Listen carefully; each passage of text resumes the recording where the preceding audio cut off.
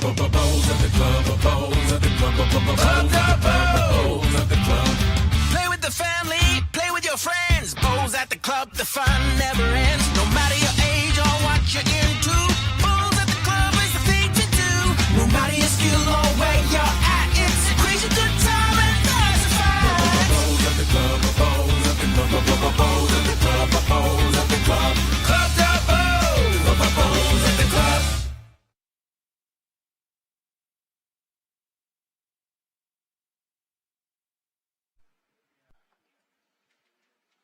Well, ladies and gents, welcome back to Club Dubbo for the Inland Petroleum City of Dubbo International Fours. It's round 3. Players are just completing their trial ends. And our game today is, well, it's pretty much an all-Cabra affair. We've got the MRH Disability Services team, and they're made up of Ryan Wood of Cabramatta, Geoff Seton and Michael Vassallo, also both of Cabramatta, with legendary Josh Barry of Warracknabeal in Victoria. And they're taking on the all-Cabramatta team, Jessie, Cottel, Jack Smith, Jay Breust and Carl Healey. So we're just at the point where we're going to have the skippers play their last of their trial end and we'll be underway.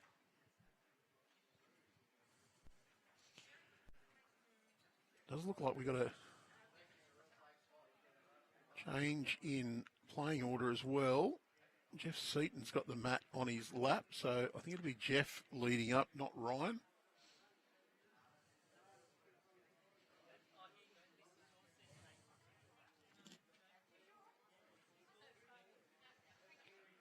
So it is Geoff Seton now. He's grabbed the mat. And he'll roll a jack to start us on our first end of this round 3.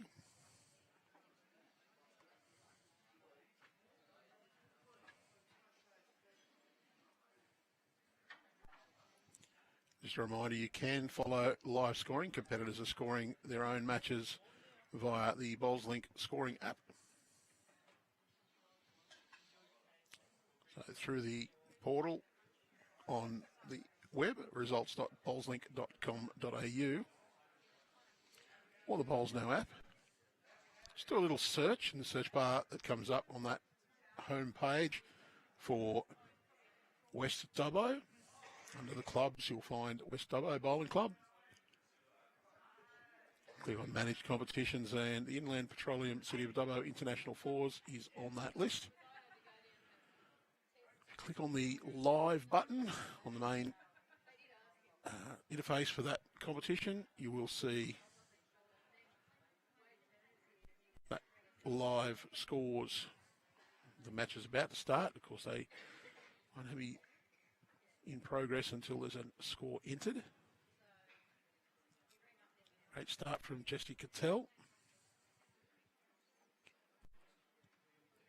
Current Bowls New South Wales champion of Club Champion Pairs winner with Selena Goddard, and also a member of the Women's State Fours champion team. Current Keno New South Wales Blues women's representative, part of our side to contest the Nationals in November in Tasmania. And those sides all recently announced. Jay Breust gets another berth in our Keno New South Wales Blues men's side as well.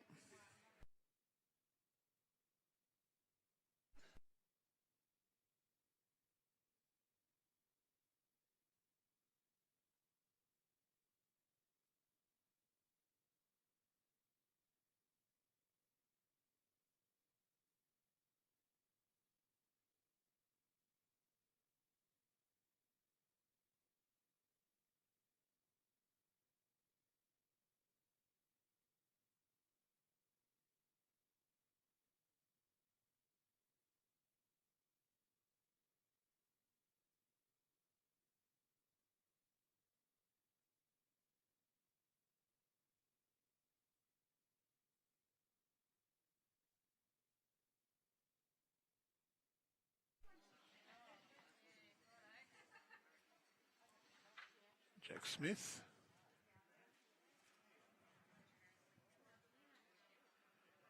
Now on the mat, and of course we also have a change in the other order. It's Carl Healey's actually playing third, and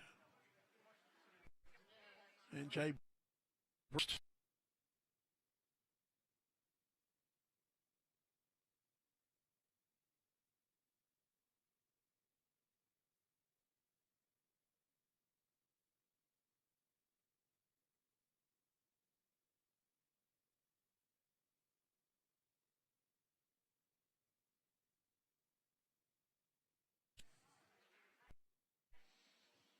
Now on the mat, part of our Keno New South Wales Blues para team that recently defeated Queensland in the Interstate Test Series. Fantastic series held at Cabramatta 2 weeks ago. Anthony Brown, the bowls coordinator here, member of that side, did speak to us about during.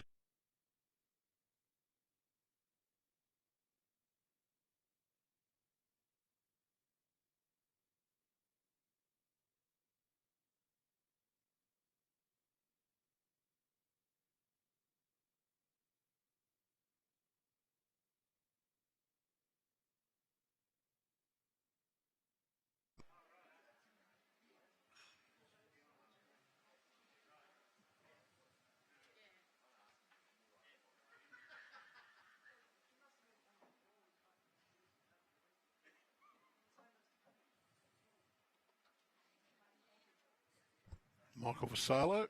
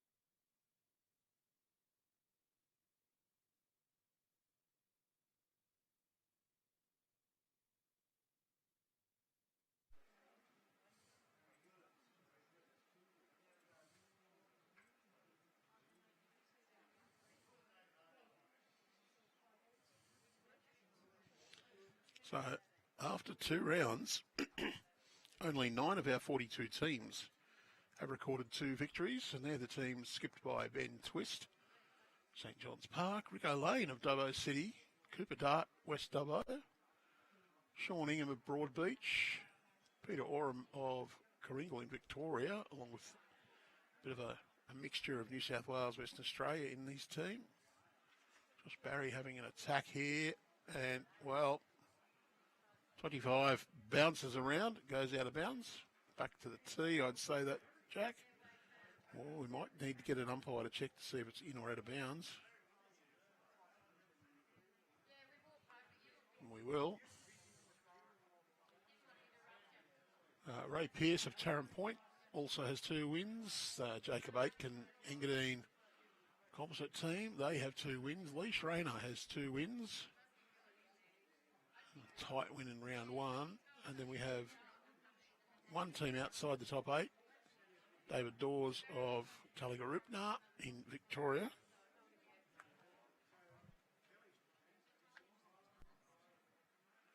Josh Barry has had 1 win. Indy Conlon 1 win. Aaron Tees 1 win. Bradley Smith of Crookwell with the Yass ACT combination, 1 win. Nathan Rice, 1 win. Cabra combination on our live stream. 1 win, 1 loss. John Schreiber of Macquarie Dubbo, Jared Hamilton of Fig Tree, Scott Willoughby of Macquarie, Rocky Stone, Captain McClay RSL, Tim Thorning, the old young Blues with Michael Wilkes, Greg Helm 1 win, Matt Flapper 1 win, Nathan Wise 1 win, Jacob Homer 1 win, Eric Johannes 1 win, David Ivanoff 1 win, Lloyd Pearce of West Dubbo, Grant Gudmanson also West Dubbo, Guy McPherson St John's Park, Craig Jeffrey of West Dubbo, Harvey McAllister, Tuggeranong all have 1 win. And we have around 10 teams with no wins yet. So umpires checking the position of the jack for the teams. Determine if it's in bounds. It stays where it is, of course. If it's out, it will go.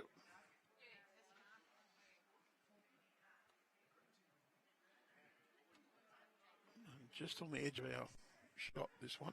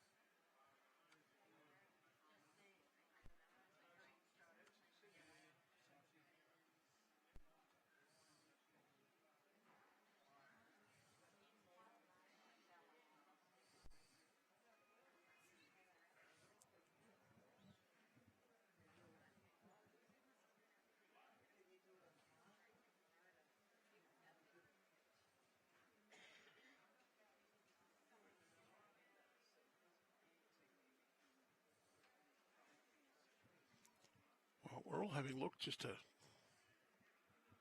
educate ourselves.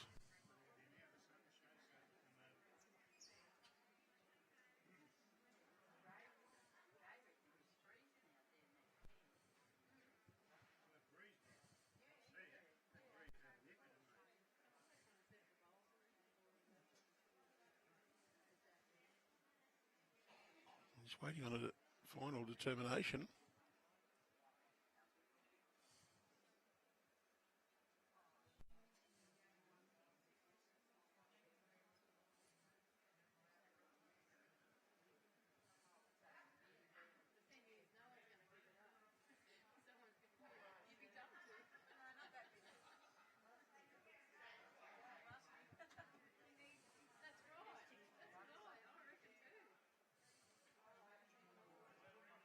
So, getting another umpire just to assist.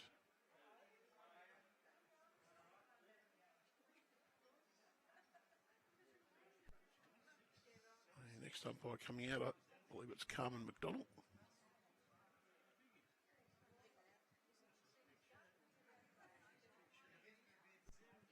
Carmen, volunteer from Dubbo City. Did a fantastic job with the organisation of state champs out here nearly 2 years ago now.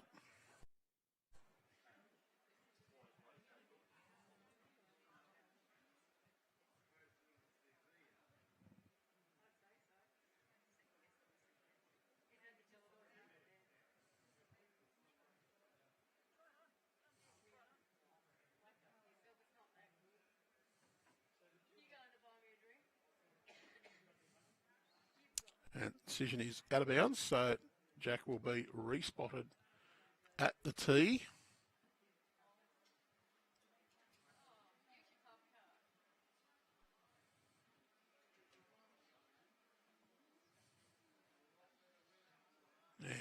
I think it was a signal from Carl that they're holding 3 on the tee to Jay Breust.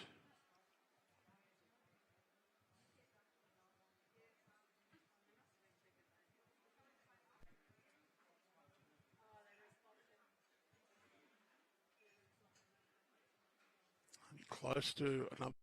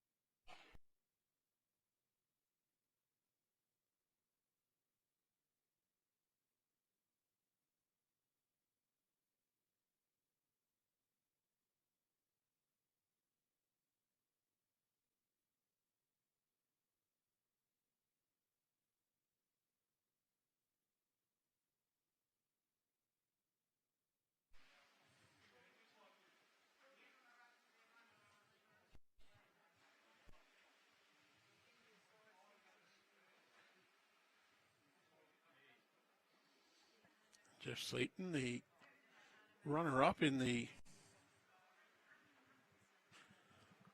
para singles here in the 24 state championships finals, 23-24 season.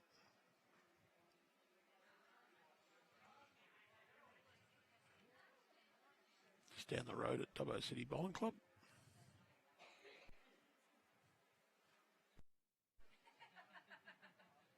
Jack Smith on a good path.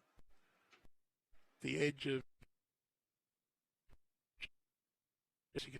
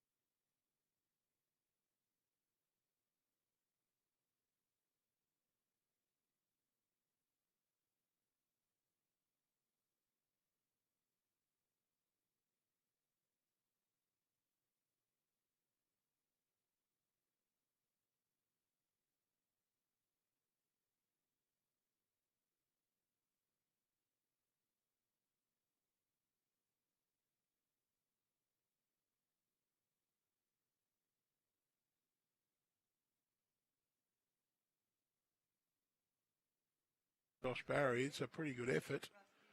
That's a very good third shot from Michael Vassallo.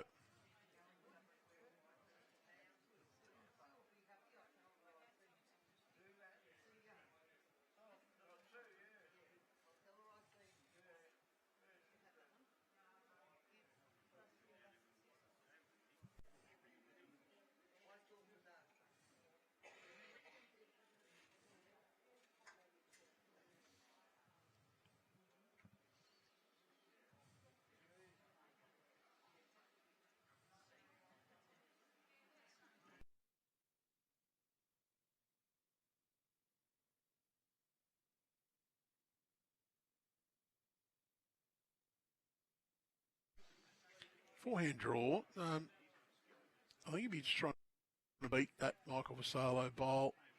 At this stage, you don't need to make any big count, so won't mind this coming in off there and getting another one on the spot as well, though.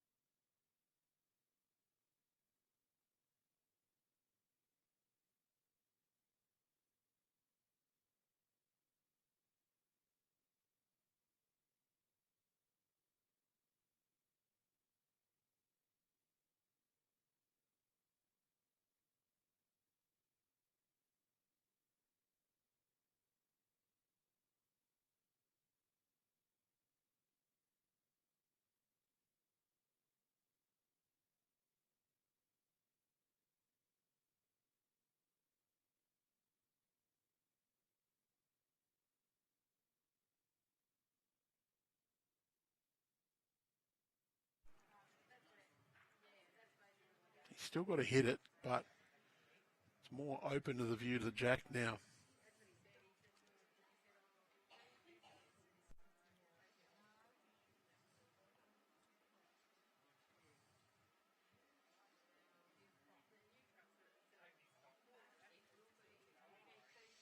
Josh Barry, last bowl of this end, has got an attacking line. Just going to watch this to hold up with the weight. It's going to be pretty close. Got one of them out. I think it's probably still two. He's a little disappointed that he didn't get a better result there. Gave it every chance. Make Carl measure for the second.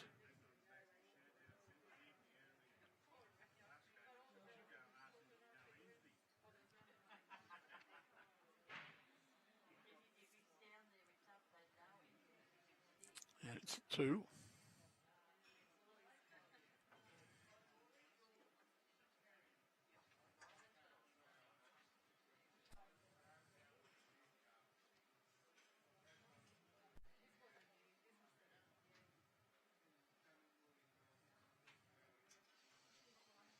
Third end underway. Jessie Cottel rolls the jack.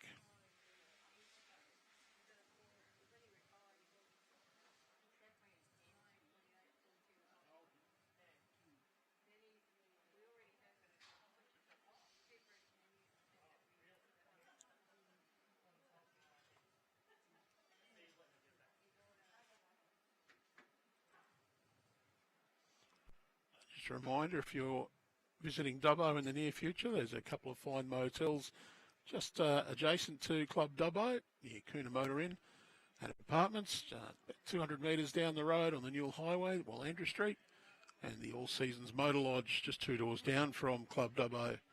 Fantastic accommodation, good prices, and warm and comfy, good showers. And the managers at both places will look after you. And we've got another special guest joining us now. It's Chairman of Club Dubbo, Tony Spears. Welcome, Tony. G'day, Andrew. Yes, welcome, and thank you for inviting me along. Well, we've been blessed with some very nice weather. Not too hot, a bit cool of the morning, but very pleasant out there. I can't see any jumpers, so No, the breeze is coming from the south at the moment, which is got a little bit of coolness in it, but I think it's just keeping the guys on the greens comfortable rather than cool. And once again, the 4th edition of the Inland Petroleum City of Dubbo International Fours. Great field. Plenty of internationals, state representatives, lots of local heroes. I'm not sure about heroes, Andrew. Well, they are to some people. But all looking for a little slice of the 150,000 prize money. A few of them aiming at the $60,000 winner's purse. Yes, there's been a couple of very hot teams out there in the last couple of games. I've been walking around and getting a bit of a look at everybody playing, and certainly last year's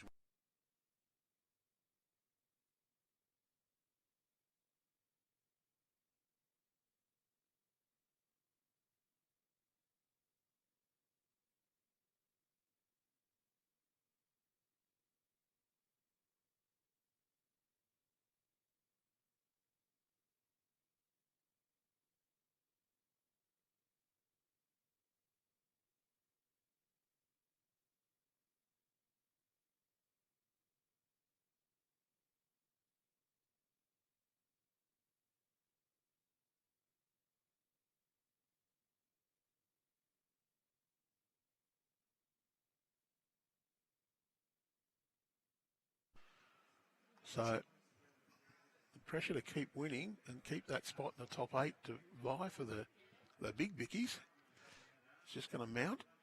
And Lee and I were discussing that the last round could produce some cracking matchups with people fighting for those last few spots. Yes, agreed.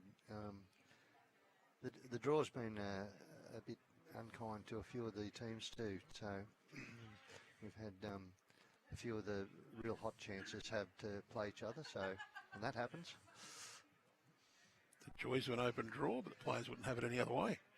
yep, true. Yeah, good win for the Tarrant Point boys against the Cabra guys in the last round. So Ray pulled off a nice bowl, a couple of bowls at the end to take that out. Great shot from Carl Healey. And you've got to be proud of Anthony Brown's efforts to coordinate this. Yes, what would we do without a Brownie? Yeah, look, he's a great bowls coordinator. He's always there or thereabouts with ideas and helping organise things, and he's part of the furniture here at Club Dubbo. 24 years he racked up this year. Well, anyone who's worked in bowls for 20 plus years they need to be committed. Well, they are committed, one of the two. Well, to an asylum or? Probably. Yes. Brownie does a good job. He's a very good guy. He's ably assisted by a fantastic team of very committed and keen volunteers. One of the things I notice here at West Dubbo, Club Dubbo, that every event that's on, there's a nice big group of volunteers who are not only willing but overjoyed to be involved and lending a hand and promoting their game and their club. Yeah, we've got a really nice membership here. It's particularly among the bowlers. The bowlers always chip in and help out wherever they can. Yeah, this week is a good example of. I think there's 15 odd volunteers that help pick up plates and pick up glasses and make sure everyone knows where everything is, and take money or sell shirts or sell cans out of the can bar. It's a fantastic effort by all.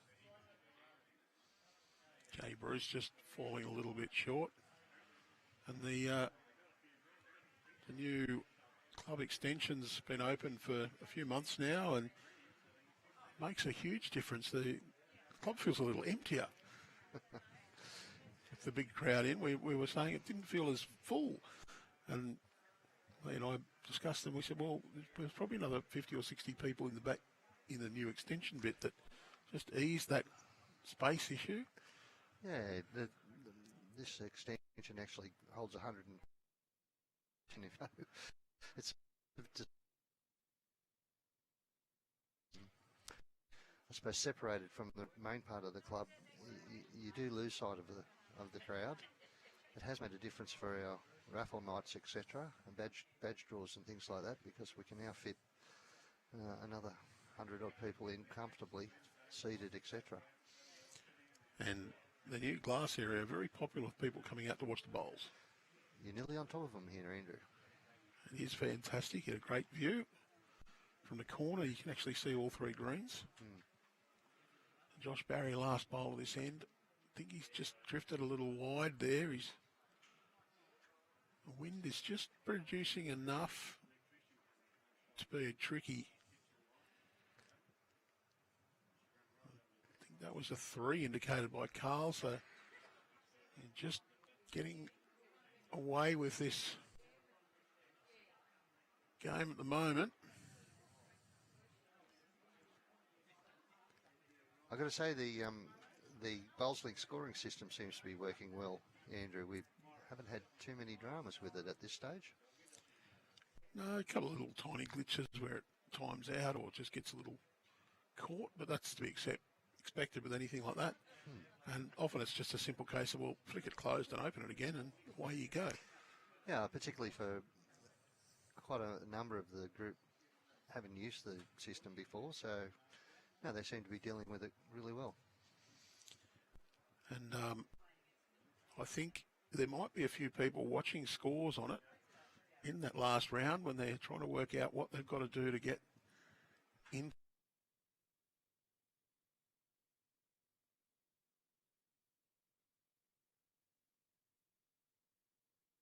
Very much so. Yes, I was out on green 3, and there was a couple of the teams checking their phones to see what was happening over on green 1. See where they're at. Did get that feedback from our platinum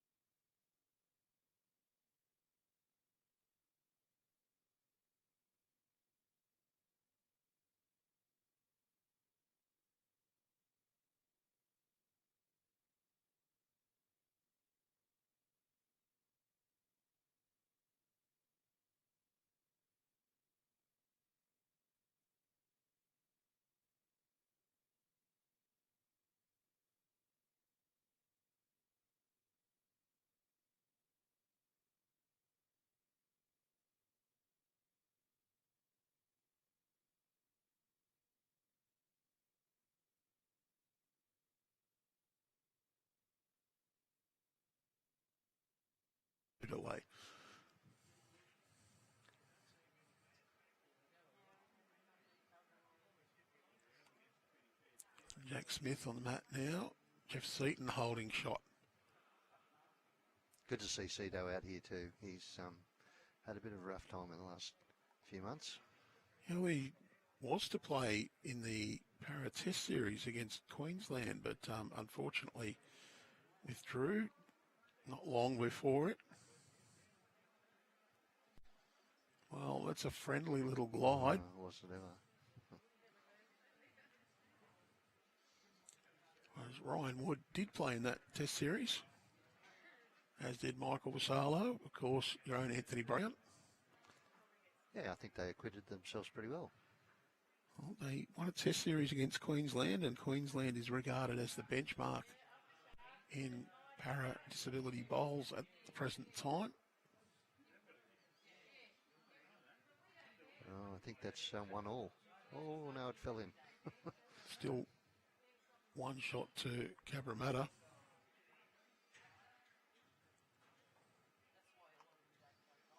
Well, Carl just gripped the knee with the left hand. I don't know what that means.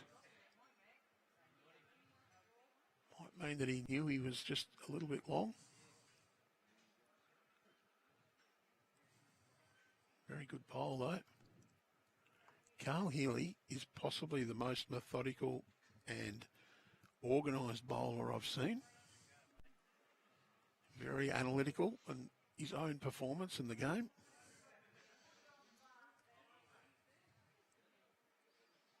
Can come across as a little grumpy, I'll give you that. But if you know him well enough, you know it's not really grumpiness, it's more that he expects himself to perform. Nice bowl by Michael. Michael, of course, will be part of the Blues para side to travel to Tasmania for the Nationals. Or the Pirate, as we like to call him. The earring gives him that nickname, doesn't it? Yep. Well, that's another good bowl as well from Carl. So they're loading this head up.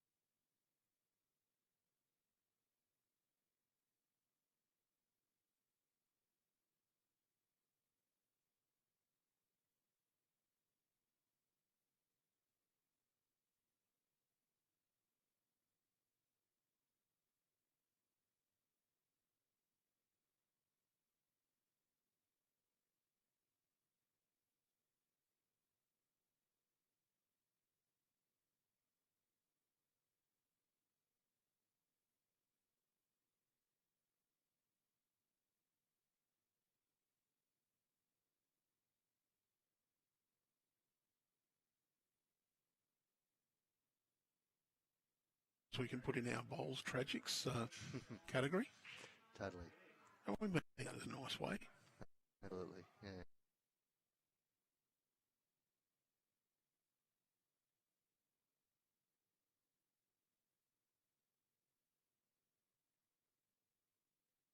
I think you'd call it.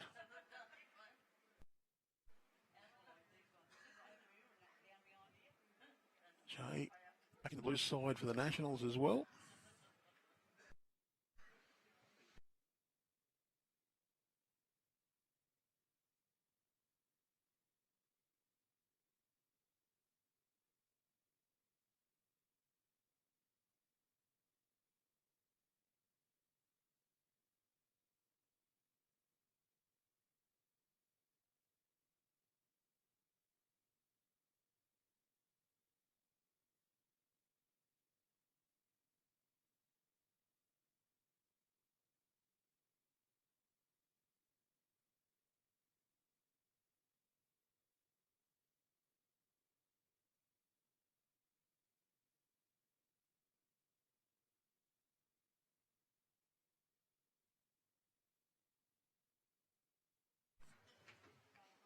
Para, all abilities, disability, multi-disability, got lots of names.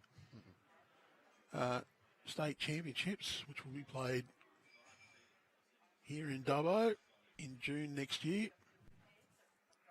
Keep an eye out.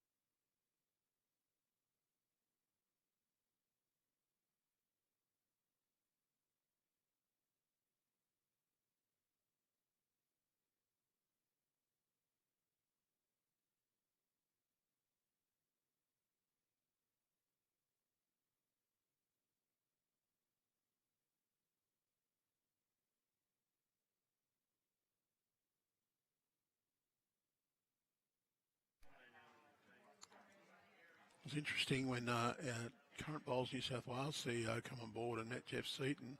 They had actually worked together in the past. So, small world.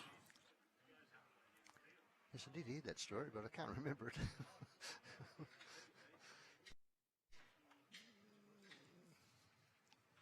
Geoff, formerly a Leichhardt bowler, just took the opportunity when presented to join Cabramatta and elevate his bowls career.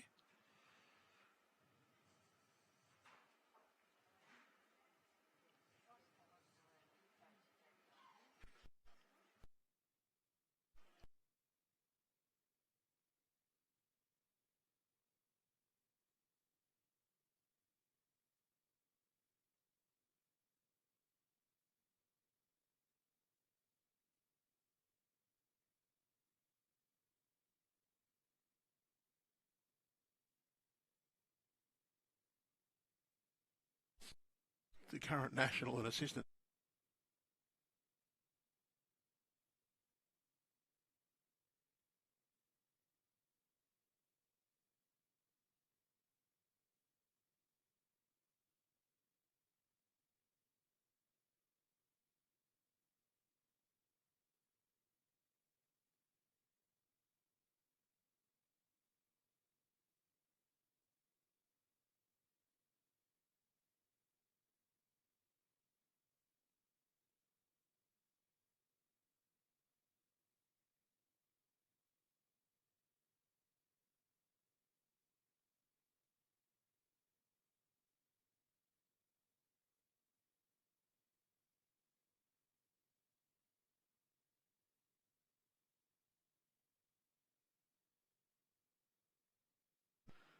Wenty Leagues.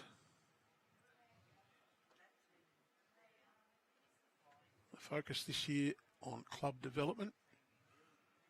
Keynote speaker is Karen Murphy AM. So, but not only are you going to come away with some ideas, you'll come a long way with some resources ready to put into action straight away at your club. So your registration fee, which is only about $10, I think, covers your morning tea, lunch and some social drinks as well. So jump on the link in the bio of this video.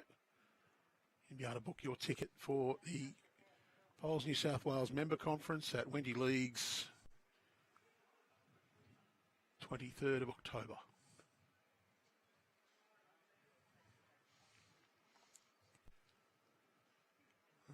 Not only will be Bowls New South Wales staff and officials, there will also be leading industry experts presenting at that conference. So very good for club officials that want to lift their club higher.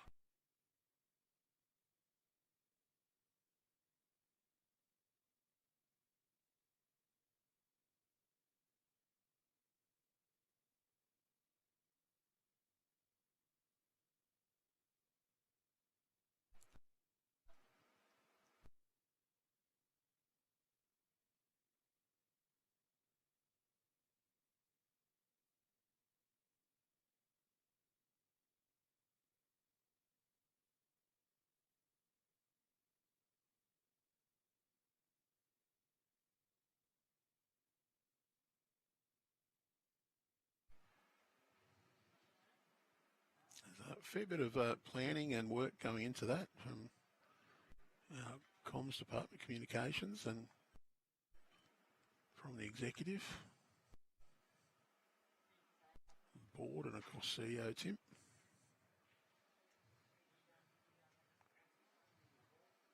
I think I'm on crowd control. Fantastic bowl from Yes. Well done.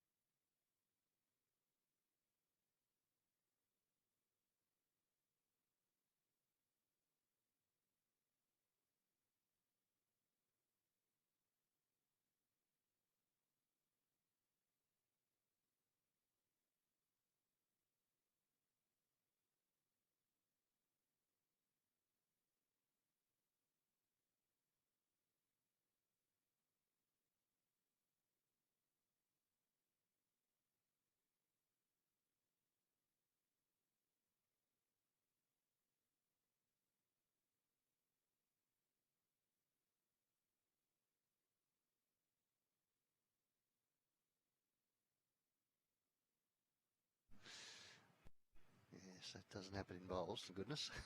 no. Well, I have seen a few jacks fly around.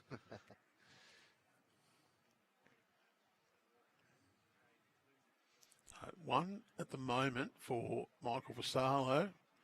Next couple belong to Jay Breust's team. And Josh Barry looking to add.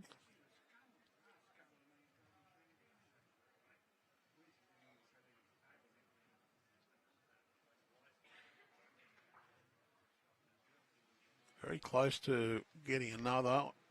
Might have just fallen in. Not sure if he beats Carl on the other side, though. Well, Carl's scratching the head, so tough choice.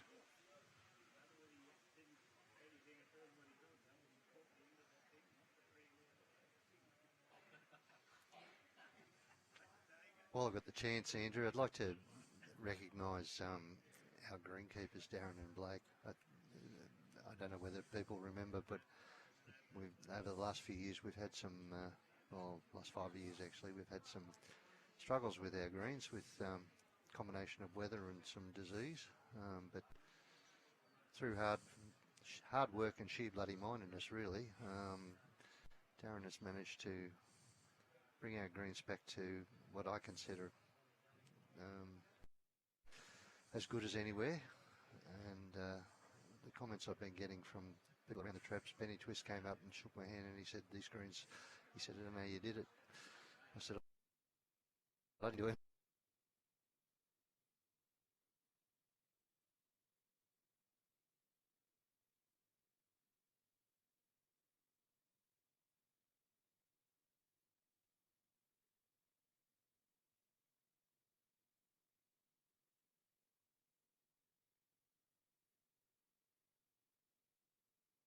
Last year, and that I think is paying dividends now. So they had, two of them had 3 months off over summer last year, which was a bit of a sacrifice on part of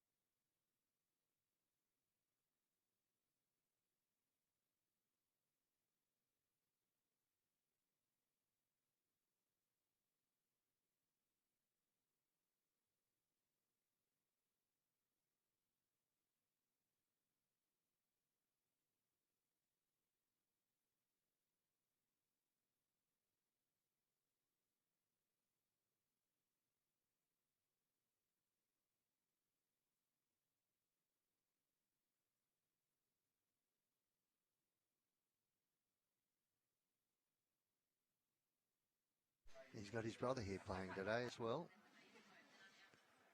Yeah, Glenn. Playing for the combined side, combination of Condo and Parks, and I can't remember where the others are from, but yeah. Fantastic effort from Jessie Cottel once again.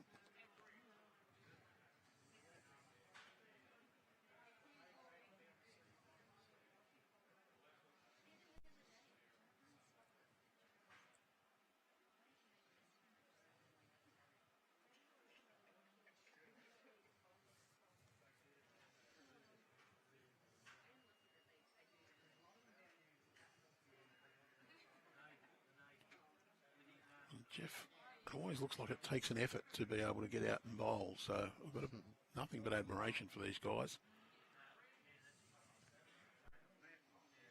Yeah, they do amazingly well. What a great sport when a guy in the wheelchair can get out and compete with the able-bodied. And he's competing against a couple of national squad members and a state side member. Former world champion. Well, do you have a former world champion or just remain a world champion? He's a world champion. Carl Healey, a world champion. Jessie Cottel holds 2 current state championships.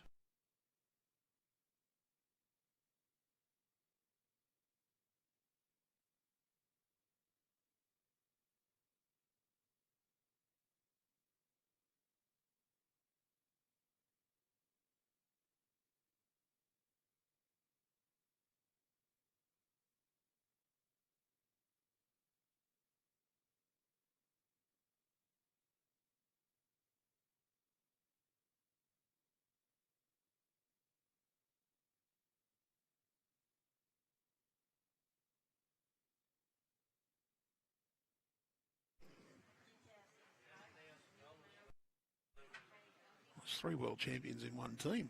Yes, that's true. And they lost last round.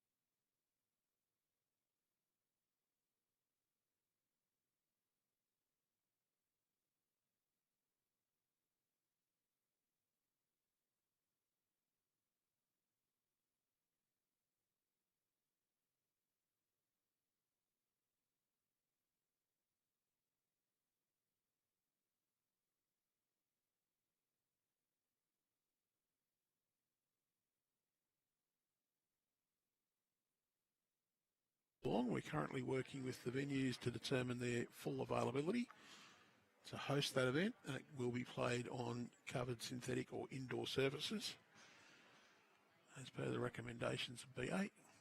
Where we can, we will. We've got a fair few of those locked away now, so those entries will be open. Well, give us a little bit of time to work on it. Great effort from Carl Healey, just in behind.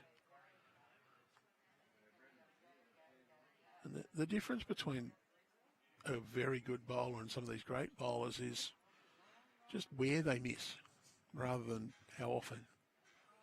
Like Carl's just in behind in great position.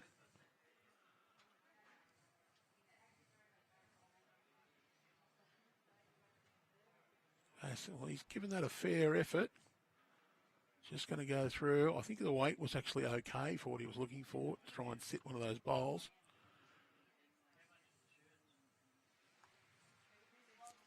It's a beautiful compact delivery from Carl Healey, though. He's worked on that. It's all about being repeatable, being comfortable, being efficient, reducing any of those margins for error.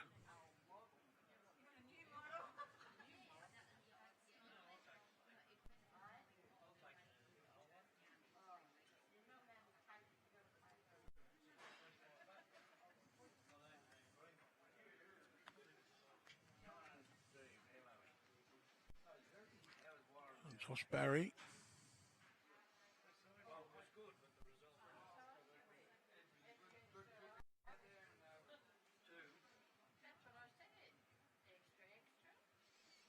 This looks pretty close. Just wants to get the inside of that ball. Well, he's just got the outside. Fantastic effort, but just falls out.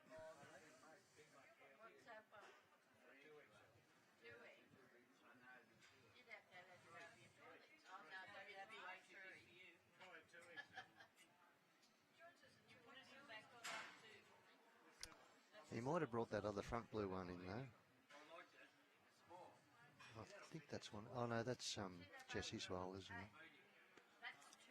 Yeah, I think it is.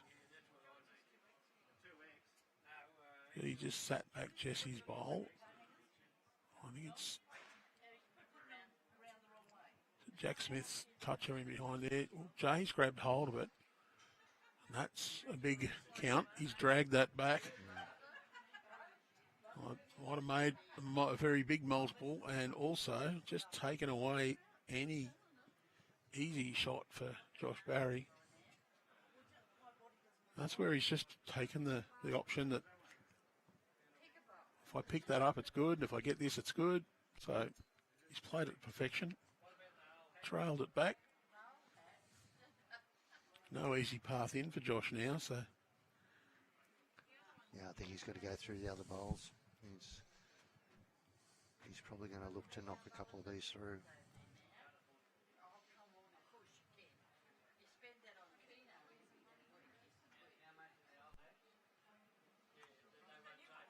Oh, quick, looking for some contact and some rattle things around. Ooh. Well, he's got the rattle and then just speared off out the side. I think he's down a few here. Well, could be as many as 5. Whether the white bowls are Carl's or Geoff's is the question. Yeah, I think Geoff's are the two out on the wings. So that'd be 2 Carl's bowls, 2 Jessie Cottel's and Jay's that he trailed it with.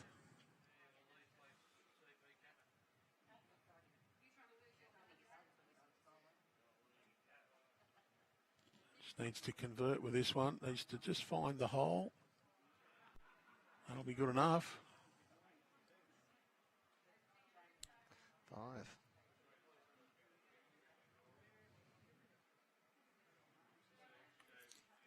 Well, they're running away with this a little bit.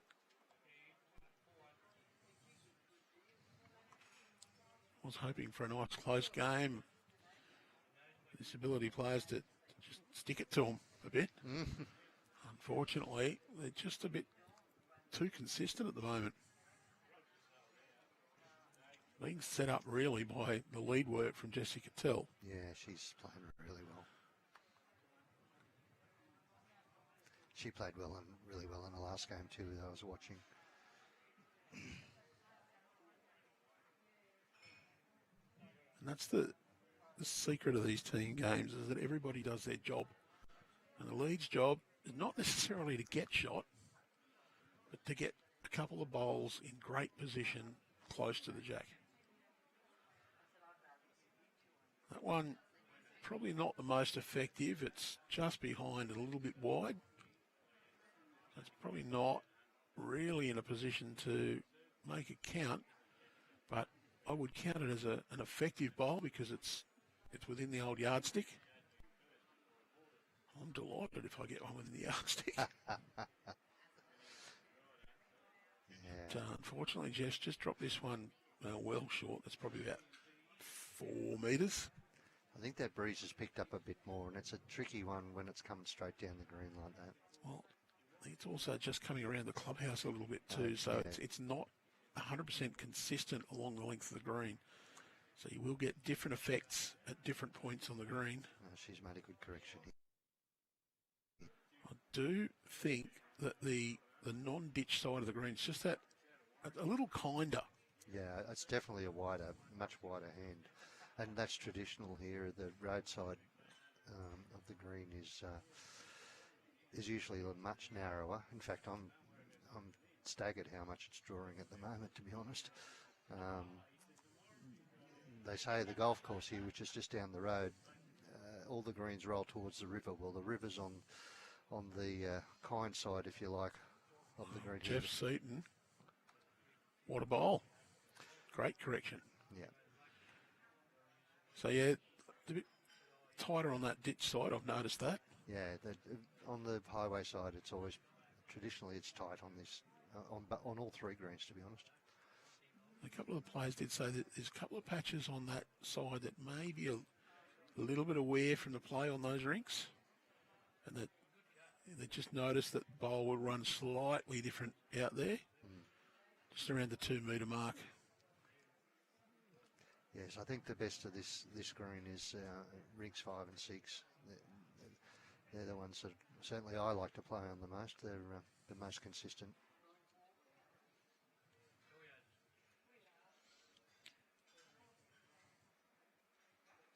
So you do find every green has its own little vagaries, and often they'll depend on where the wind's coming from. The beauty of playing on grass, Andrew. Well, it happens on synthetics as well. The only one, though, you don't get the wind effects is on the indoor, and then even then, it can vary with the air conditioner. Yeah. And the indoor at Warracknabeal, there is a little bit of a difference in some of the rinks from one direction to the other and from one end of the green to the other. Just a little.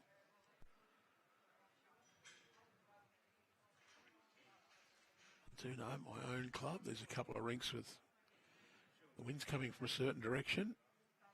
When you go to line up, go another 2 feet out, and then go another 2 feet just for good measure. And then go just a little bit more as well, because when you get down and the wind swirls around, it just grabs hold of it and you go straight across.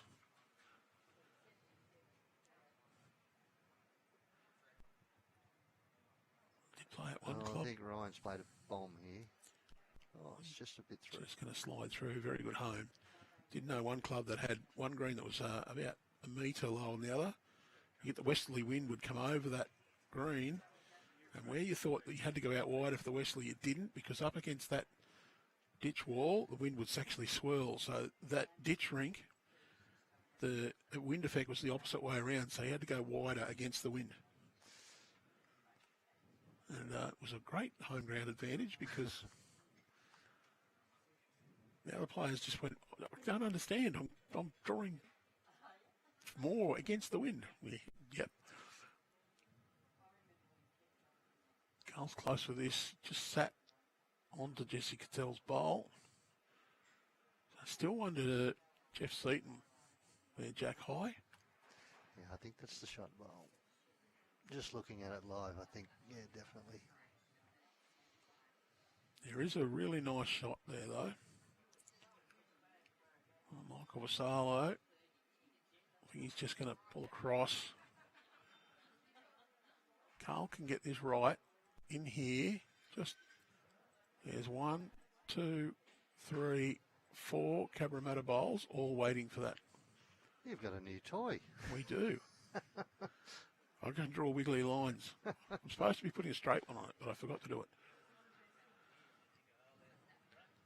Carl's also got the chance to pump that one through and, well, pinball around, and Bob's your uncle. There you go, Uncle Bob, you've got a few shots.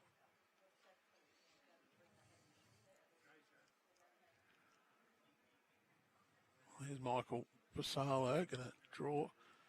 You can see where Josh is indicating. Really wants him just to split his toe and the jack. Land in there, you'll be shot. So while Carl did get the bounce around,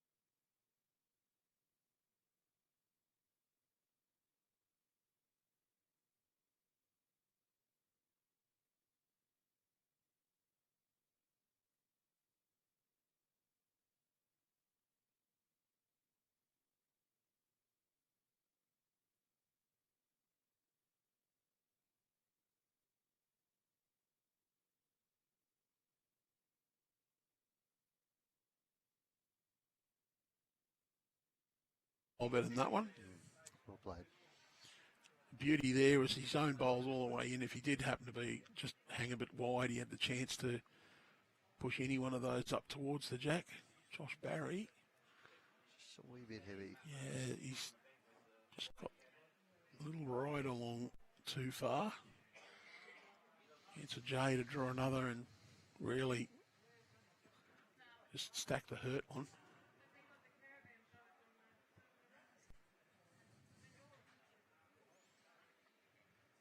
He's played a good bowl here too. Well, great combination. 2 bowls in a row. Jay Breust, take a bow.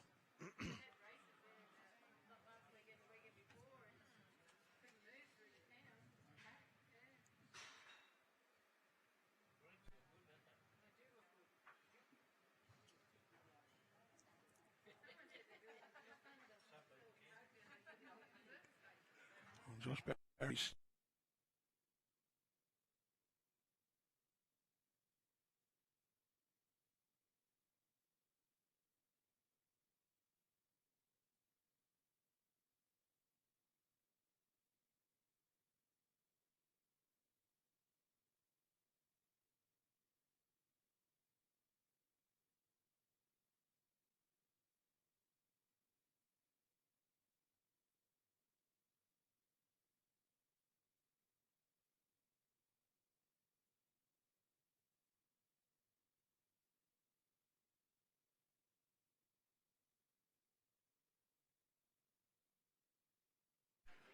Josh is going to play through. Wants to find the hole. A little sit and stay, I think, is what he wants. Can he get? No. He gave himself a chance for a shot, but unfortunately for him, he's got the glide and run through. Can't buy a result either, so it's another good count to the Jade Breust skipped team. Yeah, I didn't see how many that one was. I might have to wait for the board to get adjusted. Josh has gone up there to change it now. Another 4 or 5, I think.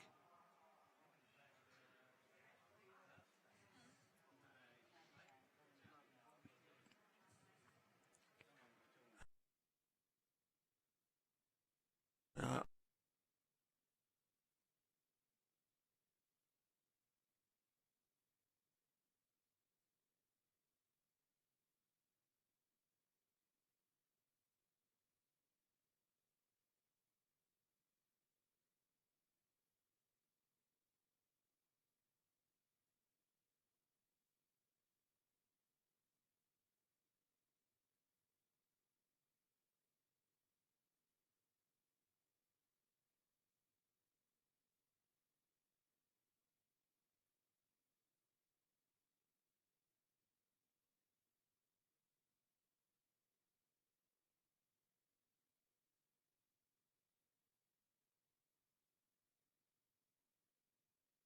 Yes, there's no room for sentiment in this type of tournament.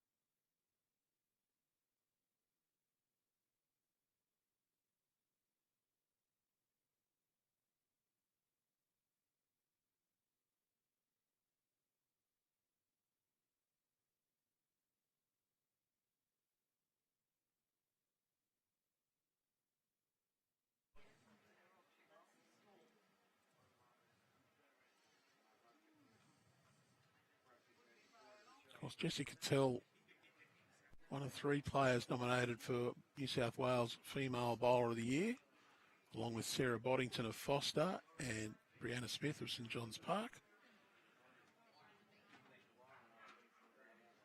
And that awards night's on 22nd of October at Wenty Leagues.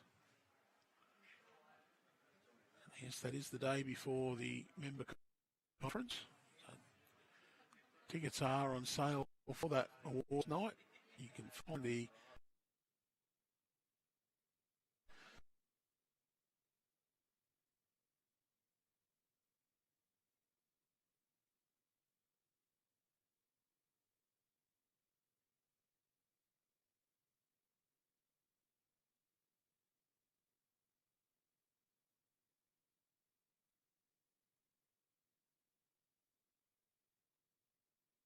Disability Bowler of the Year, Christine Constable of Maitland City, Aaron Kelly of South Tamworth and James Reynolds from Cabramatta.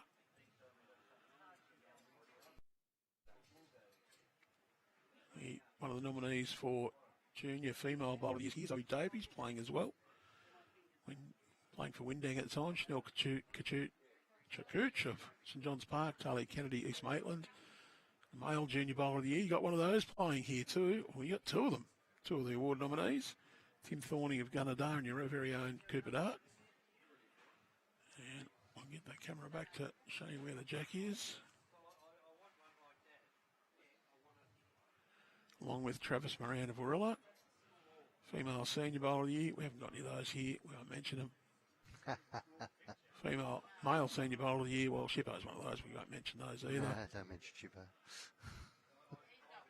But the Female Breakout Bowler of the Year. Male Breakout Bowler of the Year. You've got one of those here. That's Jack Smith and Tim Thorning.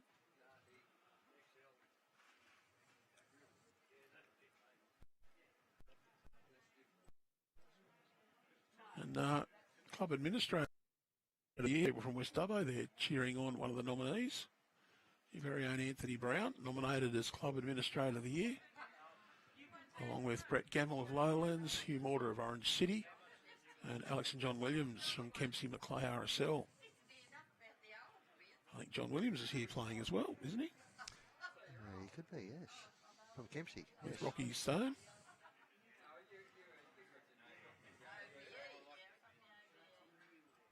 Got the Club of the Year, the Club Innovation Award, Coach of the Year nominations, and Umpire of the Year. So all those awards will be handed out at the Bowls New South Wales Awards Night, 22nd of September, being held at Wenty Leagues. Tickets on sale now. Jump on the Bowls New South Wales website, under news for those details. I'm really glad I'm not on the judging panel for that Club Administrator of the Year. I might be a bit biased towards Brownie, because I've had more to do with him over a number of years in organising, well, the Junior Interzone, originally, now Junior Interregion, 7-a-side championship, which Club Dubbo has sponsored and hosted for a number of years. Yes, I wouldn't like to be a judge on any of those. Jay Breust, he's playing very good bowls. Another draw.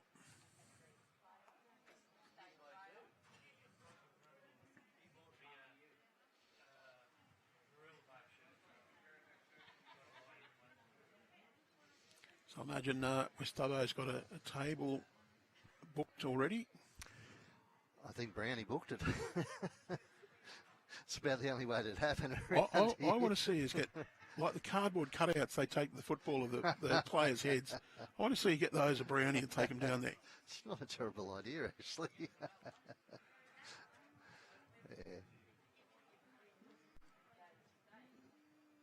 I'd love to see that.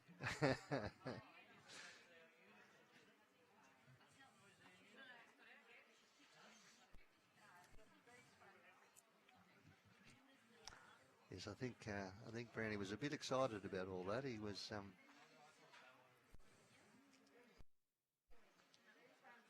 very keen to organise a few people to come down and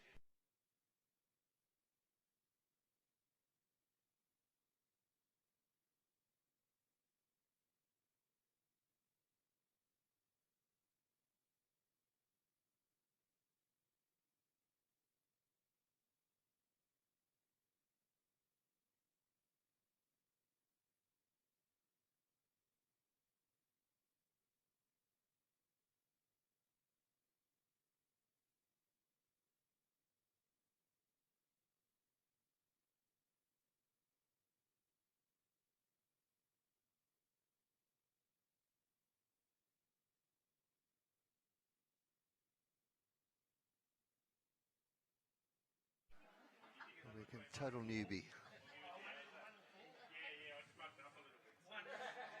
This, Tim would have done one before, hasn't he? Yes. Yeah.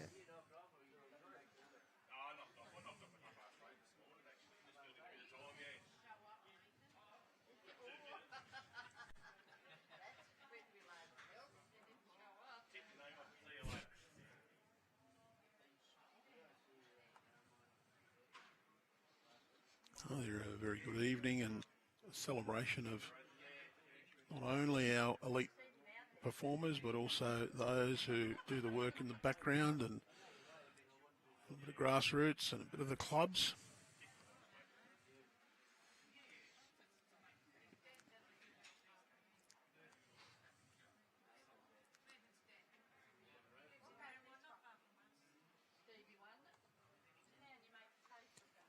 Jessie Cottel, that's probably her worst first bowl of the day.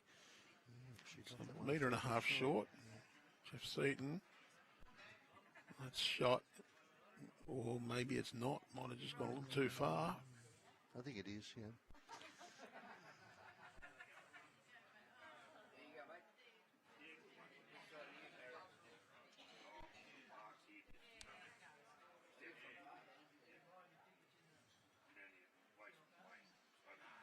She's just lost a length. Just didn't quite pick that length. We'll let her off this time. Geoff Seton lose metre to metre and a half. Plenty of room to draw rounds.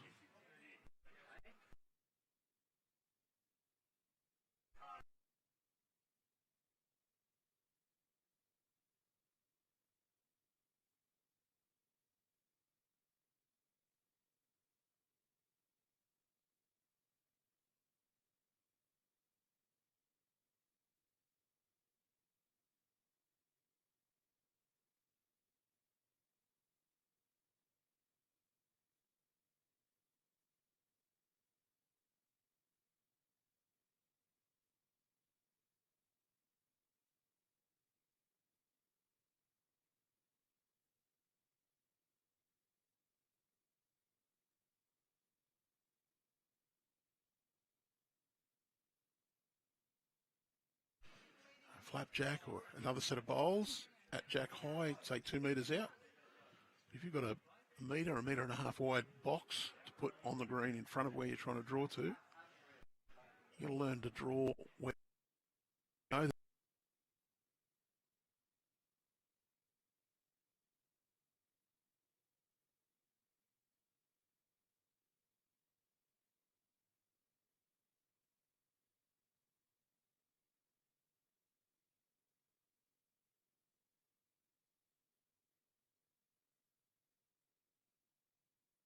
The funny thing about a bowl, it will go out along the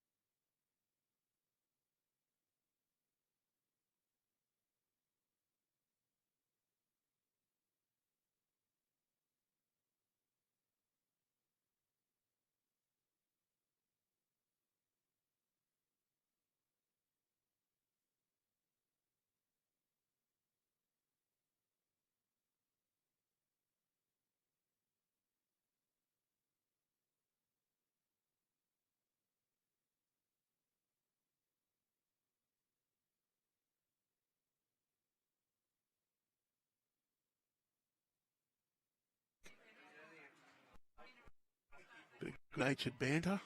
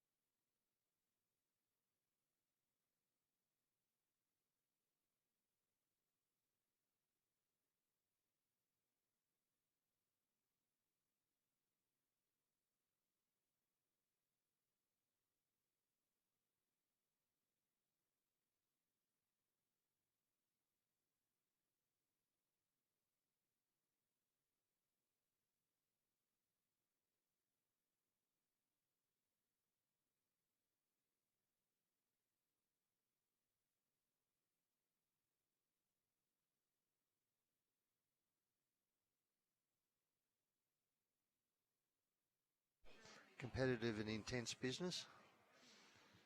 And then he's got a really good team behind him as well. So we have a lot to do with the marketing manager there, Britt. And Britt does a wonderful job as well. So just a good, easy to deal with, and very generous sponsors. And I did notice on my way up here that I did follow and overtake at one point an inland petroleum tanker and went, there they are. And then saw another one as I came into Dubbo. Yeah, I can't remember how many trucks he's got, but it's a few. So it was a bit of brand recognition for me. Yeah, that's cool. And it's their 40th anniversary this year. So Drew has taken over the business from his dad, Paul. And so if you're in one of those towns I mentioned, look for the Inland Petroleum store, petrol station, fuel station. More than just fuel too. They've got your drinks and confectionery, oils and lubricants, and some fresh food. And they say 24-hour fuel, so I would imagine that probably all of their stations will be 24 hours. Won't guarantee it because I'm not certain. But it'd be great if those watching on could support those who support your sport. Absolutely. And I'll bet you their prices are better than competitive anyway. Yeah, no, very, very good operators, very good business. Jay Breust. Got a bit of a count here if they can keep it. I think he was trying to get rid of that back bowl then. I think. Well, I thought that was one of theirs. You know.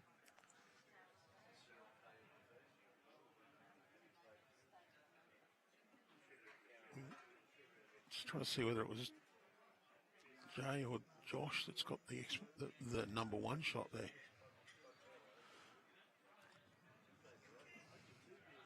Yeah, I think it's. I think Jay got it in there. No, that's Josh. So Jay's at the front. Josh just a slightly wide draw. It's a triple. 3 down. 3 out. Yes, that back bowl must have been against him. He was trying to sit up. So as Tony mentioned earlier, there is live scoring on this event, so you can jump on the results.bowlslink.com.au, the bowlslink portal. Also,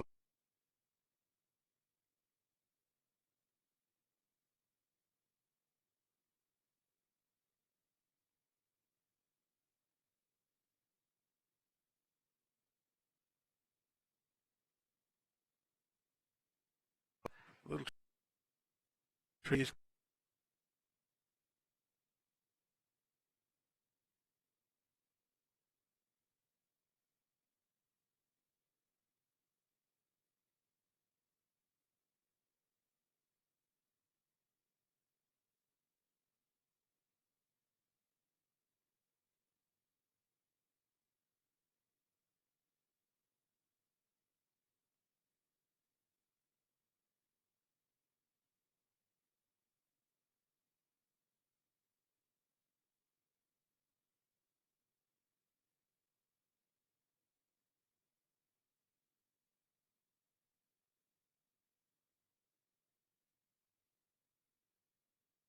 As at the last completed match, so that only includes matches that are marked as complete and final.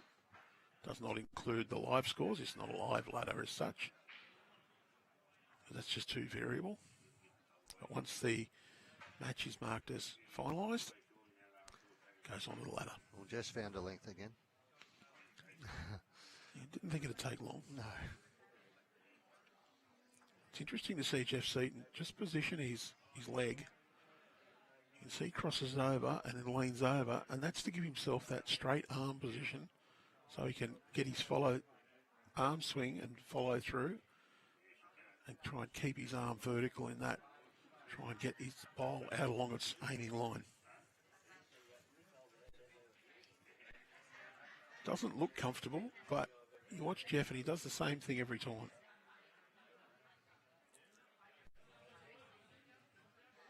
No different from Jessie Cottel, just getting that front foot perched, crouching into a stance, and delivering with the pendulum going straight through at her aiming point.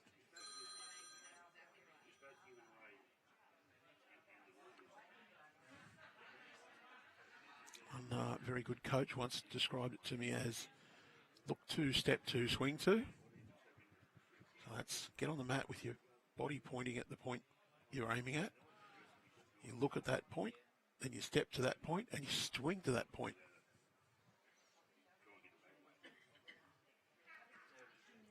Fairly simple.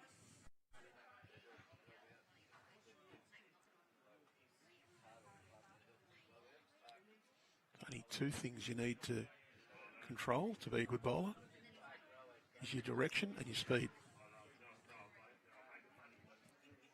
The only problem is there's two things that control that's ability and temperament, and that's where it gets difficult. Yes. Who said bowls was an easy game? Well, some days it is, not many. No, that's true. But important thing, I think, is to go out and enjoy yourself. Well, as I keep telling people, a bad day at bowls is always better than a good day at work. I have both today. A day at work and a day at bowls. Exactly right, Andrew. One might say that you have the perfect job. Sometimes I think it is. There's a lot of monotonous, repetitive tasks in the background, and people say to us at the end of the day, end of the bowls day, oh, you're finished now. No. The gear doesn't magically pack itself up.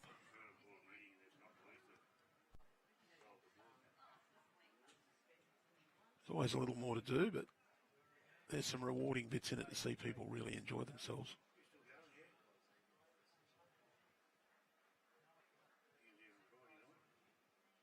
Just around the back.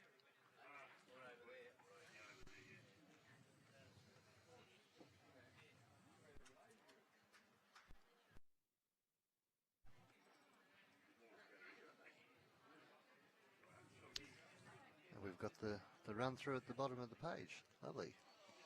Yeah, I just thought I would pop the sponsors' logos up there again. Without the support of those sponsors, events like this don't happen. These are, of course, sponsors for Club Dubbo. We're presenting this broadcast for Club Dubbo. There is another little page of those.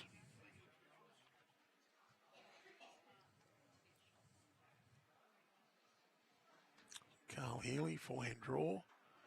Just wants to sneak around the short bowls and draw down to the jack. But, Carl's missed his weight just a fraction. I don't think the grass line for that's actually that bad. He'd like it there. Yeah.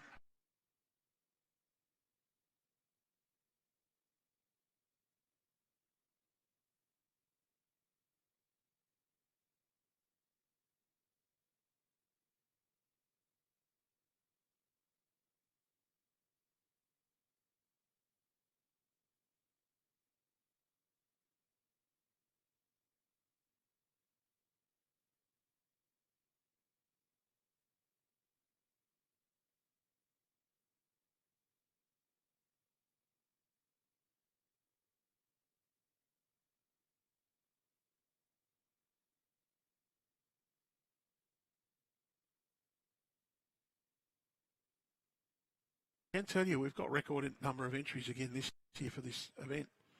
We've obliterated our record. It's going to be a nice challenge to fit all those games in. We'll announce how many entries we actually had as soon as it's finalised. It's very pleasing to see such a positive result. And the 32 winners of that qualifying guarantee one from every region, and the remaining 16 places will be allocated based on the number of entries to each region. So those 32 winners will make their way out to this wonderful area.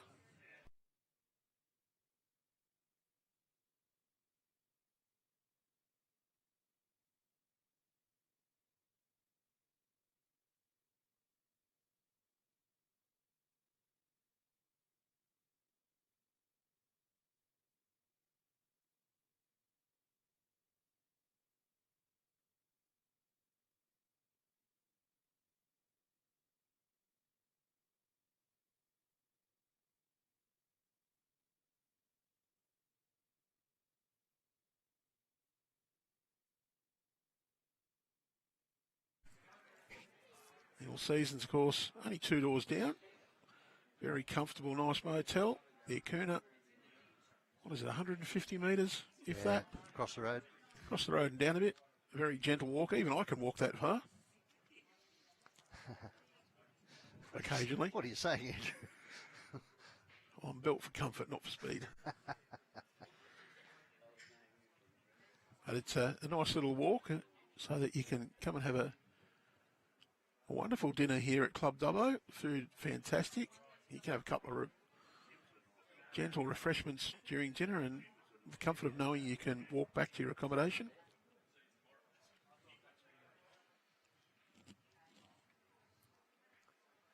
Just keep my eye on a couple of the other games here. There's a tight game here with past champion Lee Schreiner at the moment, playing against a team from Central West, including a couple of guys, Steve Galvin, Mark Fitzallen from Parks.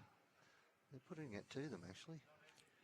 Well, Mark Fitzallen's one of those bowlers. He's a little sleeper. Seen him pop up in a few of our events in the reserve and seniors and get some good results. So Schreiner's team, they survived a little scare in round 1 as well. The Inganine combination with Greg Hellman, Johns. Who else is in that team?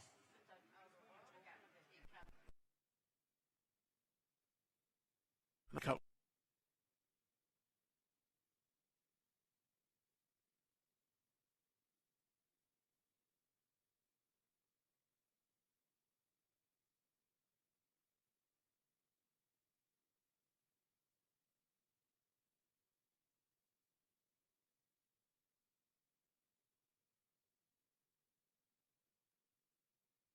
Wes doing a great job with us. Another count hasn't gone on the board yet. I think it was just the one. Might have been more. I'll wait for the official update.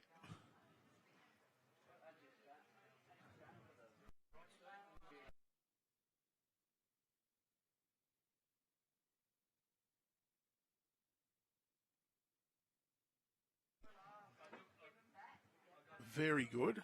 I wouldn't say exemplary because he did have one bad in. But that's another great starting bowl.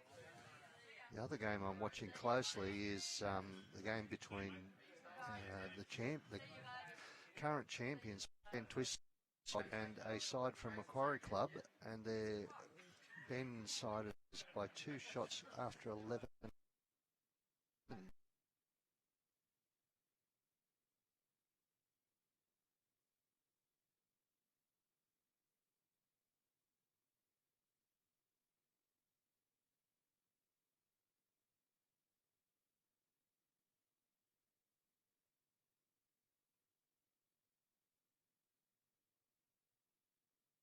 Seven.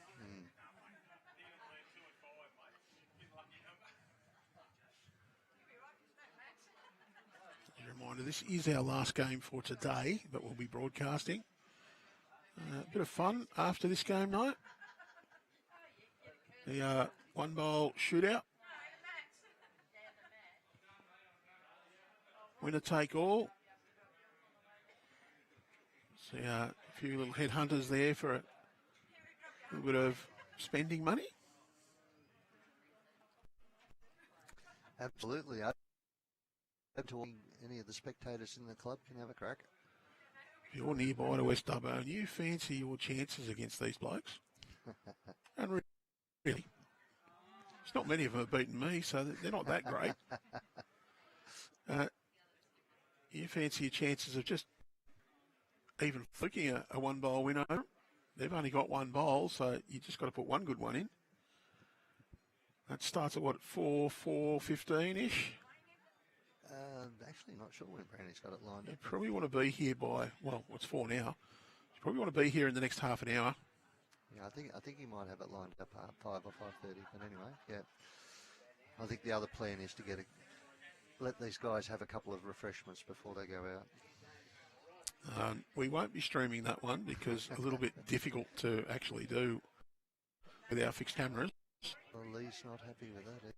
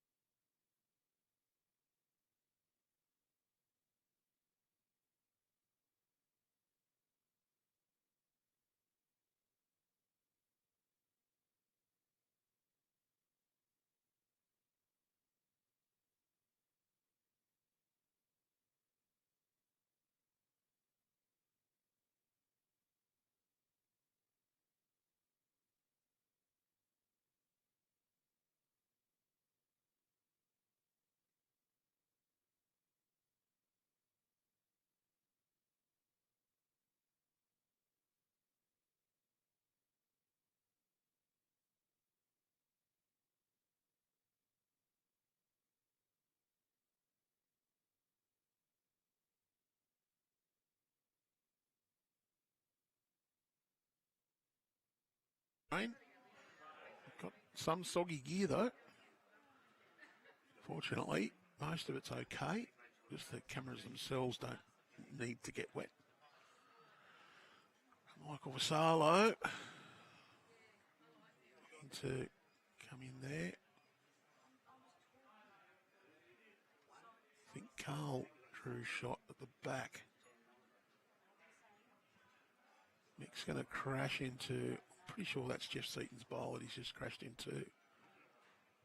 I do remember when coloured bowls came into the equation, people said it's great, we'll be able to tell whose bowls are who. No. The problem is that they all use the same colour. You get one player on each team using white, one player on each team using yellow.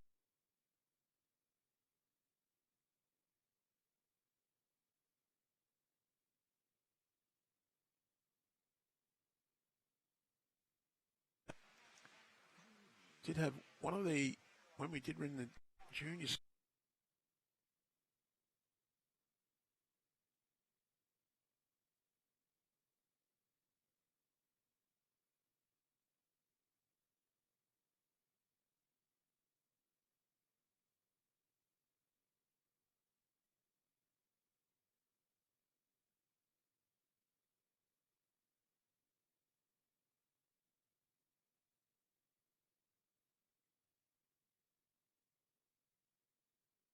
Ends.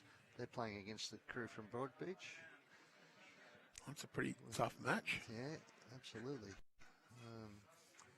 Jane Norris's team. So good on Wilkesy and the youngs. It's great to see the young'uns willing to take Wilkesy on and carry him.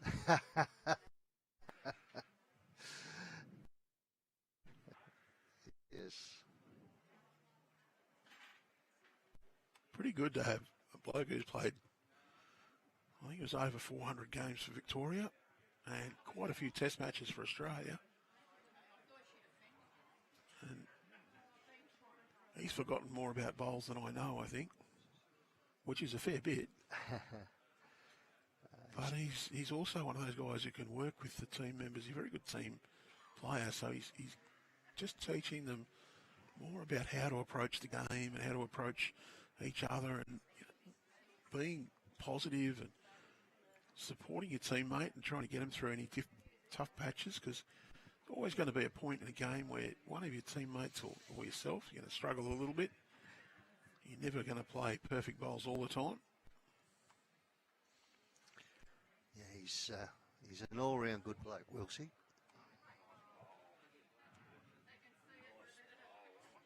did hear one comment once, no one needs to be told they've played a bad bowl. They know it.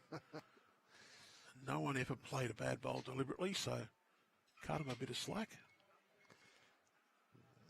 They usually know it from the moment it leaves their hand too. Or stick. And Josh Barry.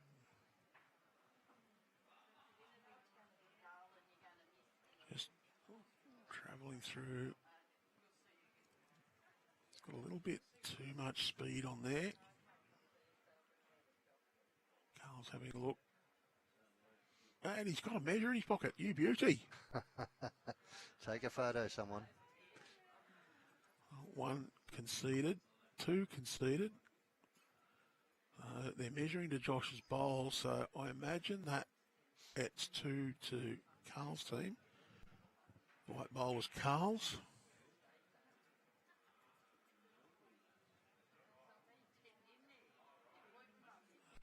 That would be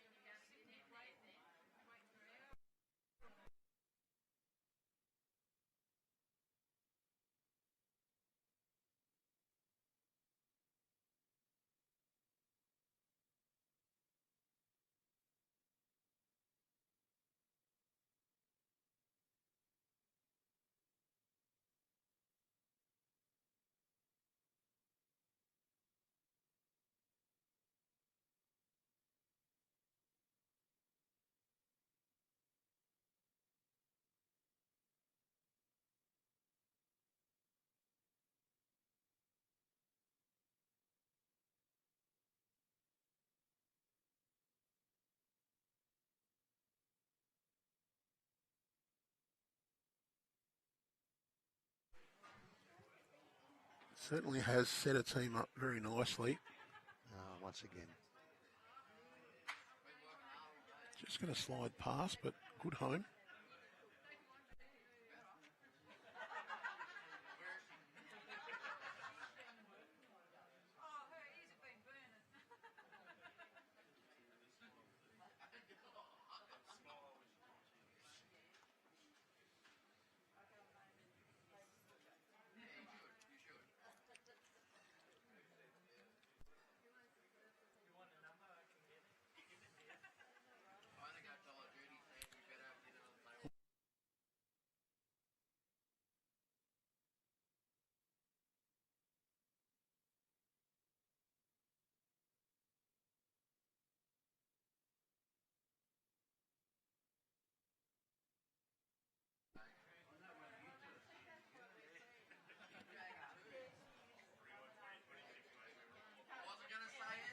Tomorrow morning, breakfast on again for the players here, and the $5 donation for the bacon egg roll going to another worthy cause, part of your community outreach here at Club Dubbo, Tony. Yeah, so one of the charities that we've been supporting in the past, well, probably 18 months, is a charity called Sing Out Choir, which was started by a friend of mine, and a friend of the club's in Angamel. Really good idea to help dementia sufferers who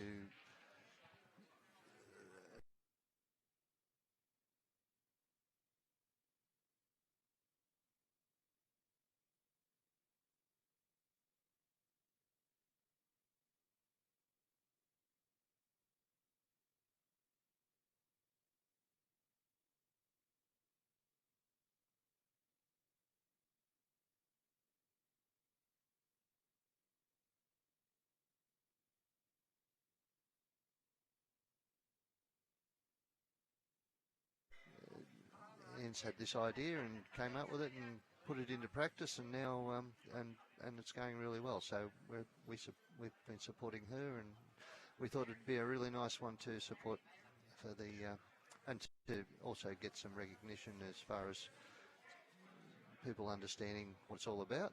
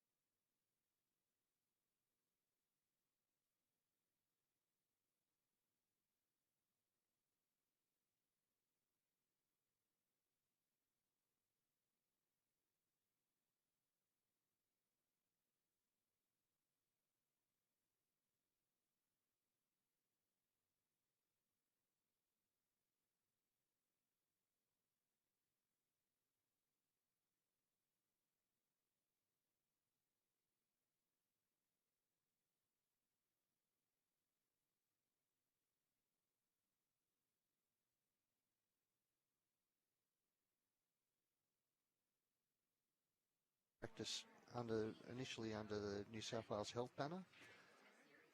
In their wisdom, New South Wales Health decided to cease the funding for it.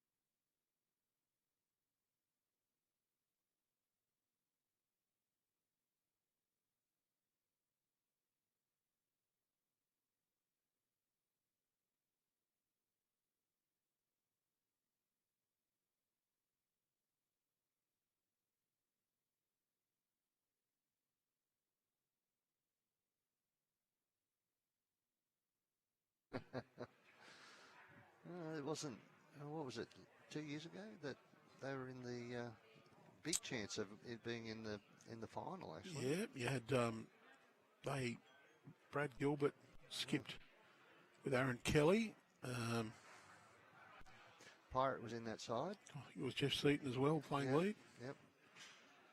They had Lee Schreiner in all sorts of bother, and Lee has played two absolute rip snorters to break their hearts, basically. Yeah, I still couldn't believe that he played that bear jack shot. That was unbelievable.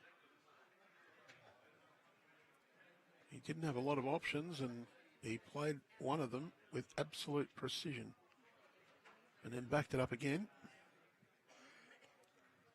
I thought Brad and Aaron had played the perfect bowl, but it turns out it was all but, because Lee had the answer.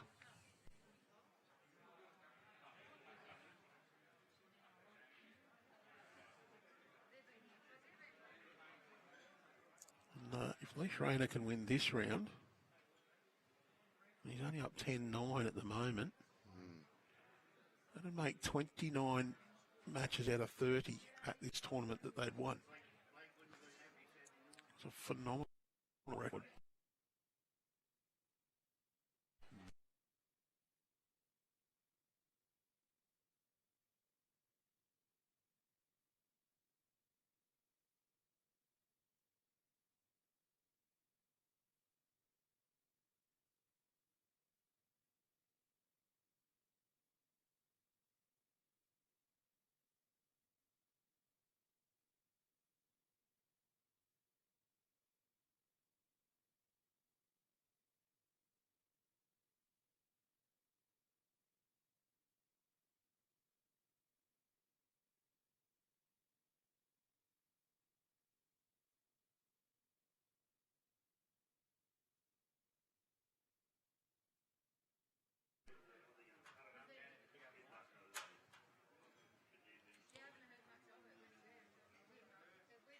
We haven't got a lot of bowls left for Bowls New South Wales to broadcast for the remainder of the year. We'll be bringing you the rookie state finals in November from Raymond Terrace. He's trying a risky shot here, but I don't think He's under the line. Yeah, he's got Jays at the front. Oh, he might have pushed them in for two. I think that one was Carl's.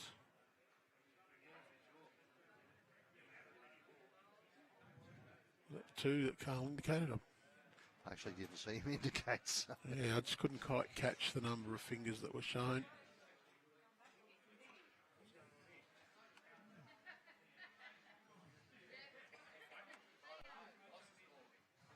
So last end.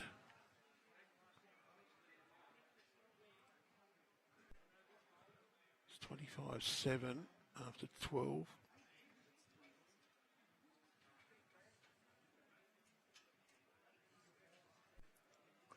Well, the Moree Dubbo crew knocked over Mount Lewis. That's an interesting result.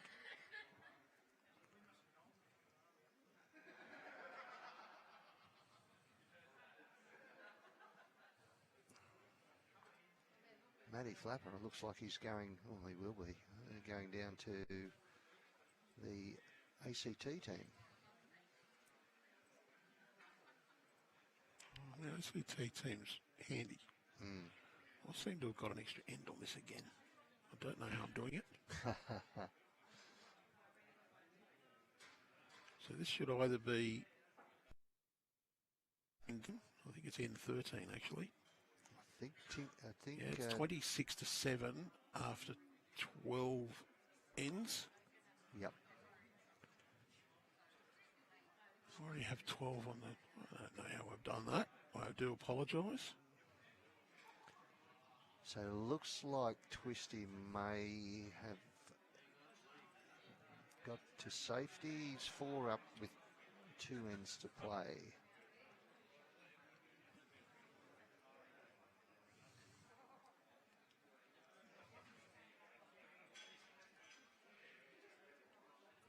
So there are a couple of completed matches.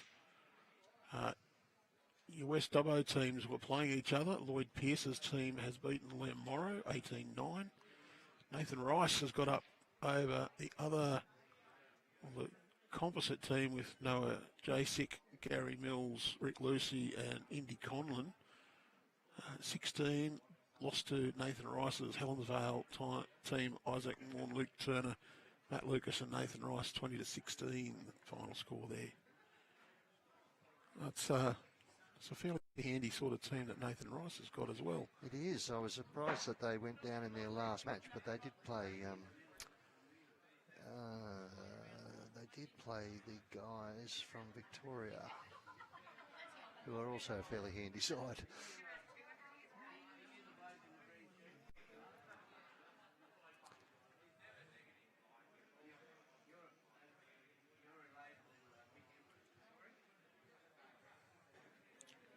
There's a couple of teams with a few people who probably aren't that well known, like Peter Orams for Victoria's got Rick Mastro from down the road, who's probably not well known. They've got Dean Tinley in that team, who played for New South Wales under 18 more years ago than Dean would be happy to admit, I'd think. And Phil Reynolds playing in that team as well. And Phil, runner-up in the Illawarra Zone 16 when it was still that. Champion of Club Champion 4s with a couple of scrubbers in his team, like yours truly in the Albatross. We actually knocked over Jeremy Henry in the semi-final. Wow. And then could not repeat the form in the final. Yeah, that Victorian team is Madigan, Robertson, Sidebottom and Dawes. Yeah, there's a few handy bowlers in amongst those. Yeah. If I know the names, they're handy bowlers. 13 shots to 11 they beat Nathan in the second round. So, yeah, but Ricey's got 2 out of 3, so that's not too bad. Well, I think if you win 5 out of 6, you're going to be right in the mix. And I wouldn't be surprised if there's even a 4-game winner sneaks into the top 8, or almost sneaks into the top 8. Yeah, I agree. I've got a feeling that a three win and a draw got into the top 8 last year, but it just depends on the draw and how many of the really hot sides have to play each other.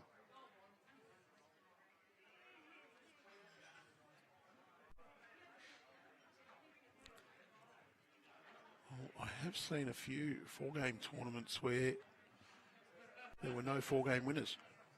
Yeah. At the end of the tournament, 3 games and a draw was the top spot. 3 games and a draw was the second spot, and then 3 winners. I think we only had one 6-game winner last year. And ironically, I think that was Lee Schroner's team. I'm sure it was. Yeah, they didn't lose any sectional games. No. Because we commented that they hadn't lost a game in the 3 years when they got to the final. Yeah. And then lost on the last bowl. Last bowl, yes. Was it extra end? I think Twisty converted with just the last bowl, but Right, okay. I'd have to go back and check. There's been a lot of bowls played since then. Yeah. Yes. Oh, Healey now on the mat. I know the last end was a drive-a-thon trying to put the kitty in the ditch, but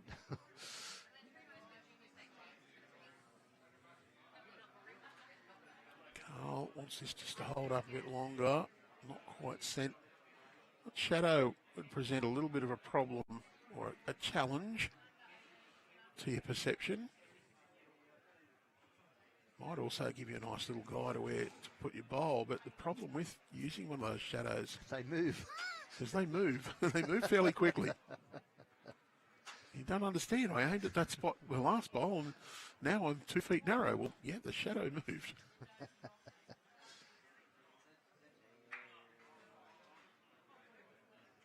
I heard an interesting story about someone taking their mark off the spot on the bank, and they picked out someone's bowls bag. The only problem was that person moved their bowls bag every bowl that was played. Don't know if they were being deliberate or...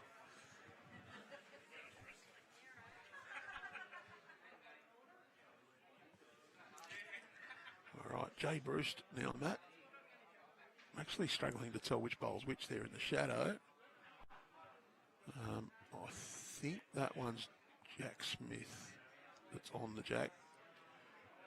Jessie Cottel's nearby, I know that.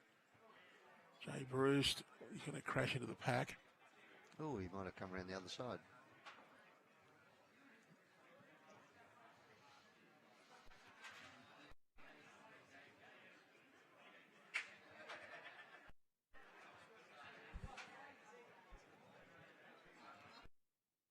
Game's wind up now.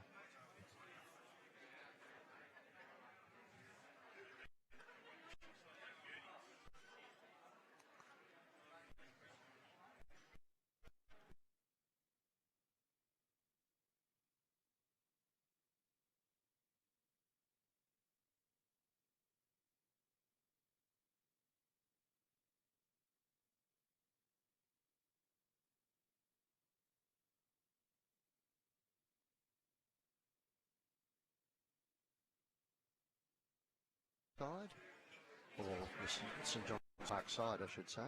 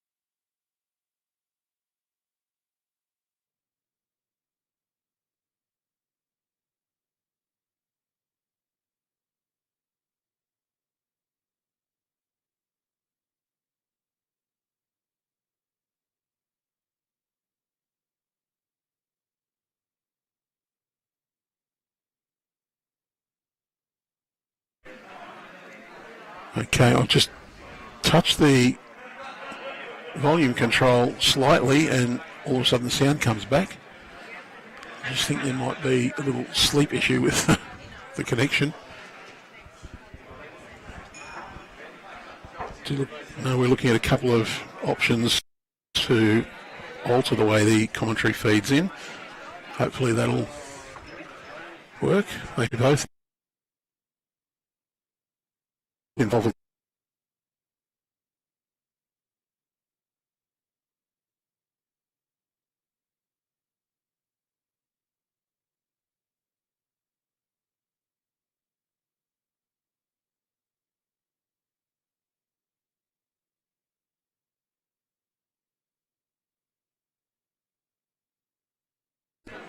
And 13, so it was just the one.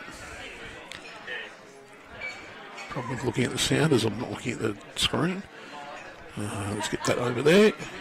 And then one.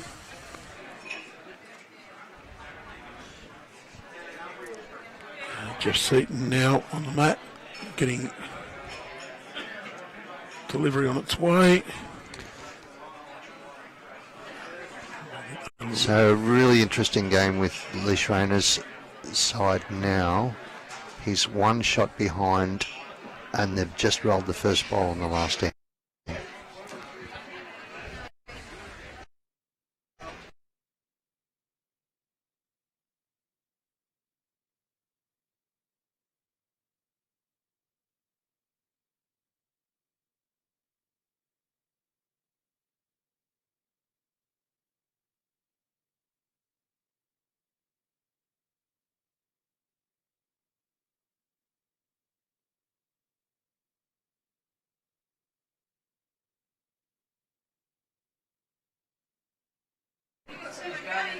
There we go. So there's a definite issue there. Wonder what time Jake closes. I might need some more cables, I don't know.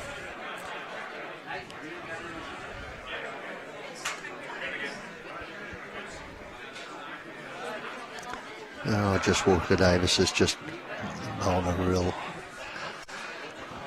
good bowl. So Schreiner's side is playing straight in front of us here in the commentary position.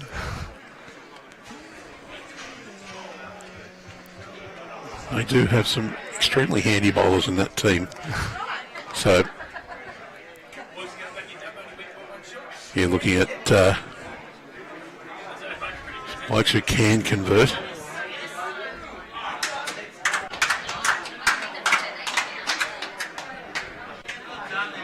And Jessie Cottel holding a single. Geoff Seton just in behind.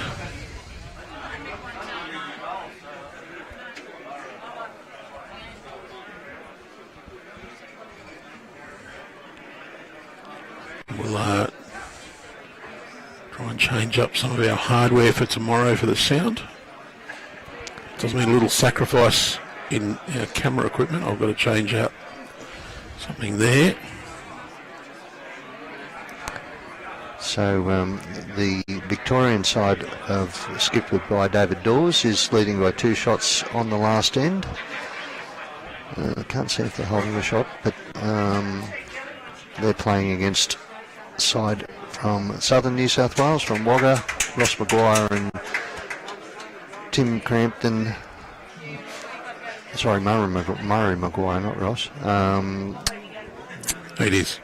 He's Ross. It is Ross, is it? Yeah. Sorry. Bruce Lack and Dave Quigley from Young. So they're only 2 shots behind the Victorian guys, so they've played obviously well as well. Ryan Wood on his way down. Just a fraction on the narrow side, but a little short as well. The team from Engadine is leading by 1 shot on the last end over the team from composite team from led by Sean Ingram from Broadbeach. That's one of the MRH teams, yep. And they've just finished, so they haven't updated their score. It'll go in just a moment. I didn't see who got shot either. No, I've only got the... so they're 14-13 on 14. Yeah, can't see who won that.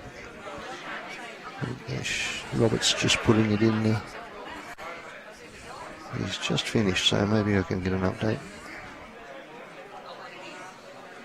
Michael Vassallo got the 2 bowls just in behind. Can just get a nice flick. Oh, he's just crashed on the shorter one.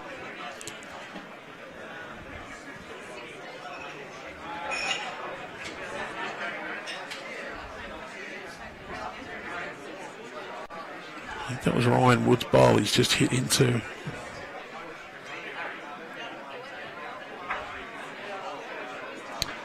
Okay, so on that last end they've picked up a 2 and got over the top of the Engadine guys, 15-14. So that probably a sweet victory for Sean Ingham, who has been the marquee player for Engadine and Platinum Pennants for quite a while. So he actually would know Greg Helm and Ann Johns very well, having played in the Platinum Pennant with them. Nugget, he'd be fairly happy with that. Yes. Bragging rights. Yeah, absolutely. Parks Railway side, led by Louis or Paul Lewin, is looks like they've won the game against the West Dubbo boys in Craig Jeffrey and Daniel Stanley, Jacob Ashley and Darren Connolly, the greenkeeper here, just by a shot, 12-11. Carl coming through. And the indication from Jay was that one shot, so it'd be Jack's bowl that's behind. That one. 2 bowls at the back, one Carl, one Geoff Seton. So Josh Barry, once again, no easy shot. He's been under a bit of pressure, as the scoreboard suggests, throughout this game. They've got one end left after this one. Pretty sure Jay Carr in Dubbo shuts it. Wisey's side from Kurri are leading quite well, 14-7 after 14 ends over the Ningin boys, led by Jake Homer.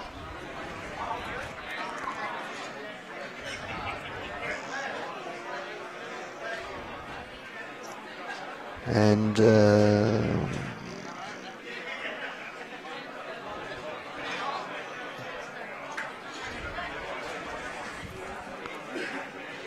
Competzer side, led by Peter Oram, is leading by 1 shot over the boys from Kempsey, led by Ian Stone.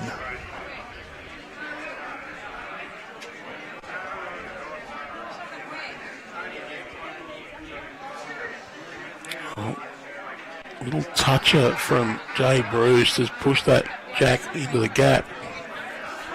And that bowl,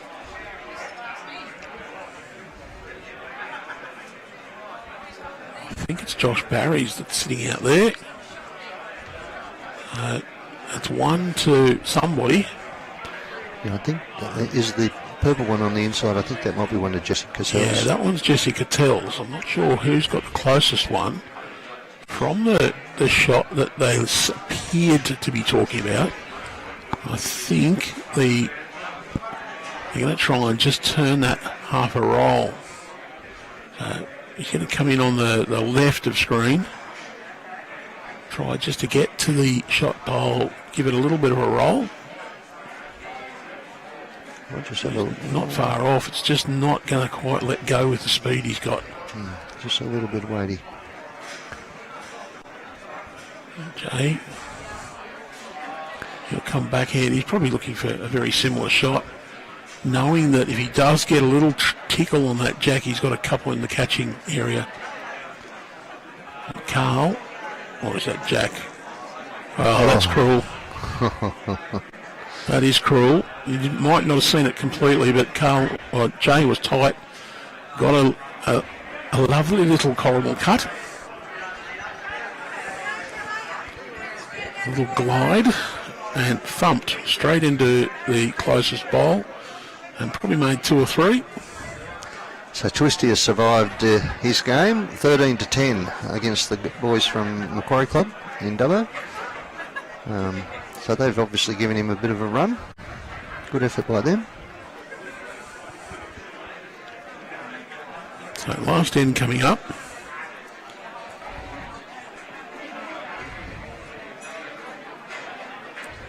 I do apologise for the sound issues. I'll be keeping an eye on it. Appears to have solved the issue now. Just there's a hardware issue. I'm looking at solutions that may involve buying better hardware.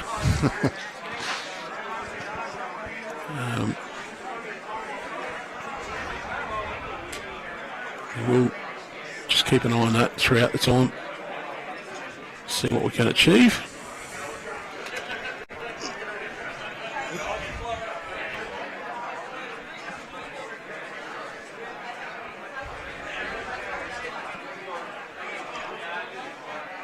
It was a 3 that was gained, so it is a big win for Carl, Healey, Jay Breust skipped combination. I say it that way because they're in bowls link as Carl. We've swapped over.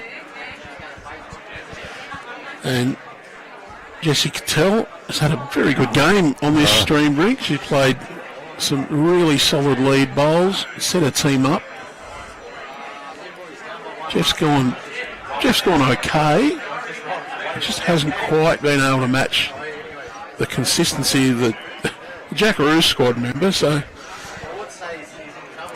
I've got to tell you, Andrew, we've got a really tight finish here on this Schreiner game.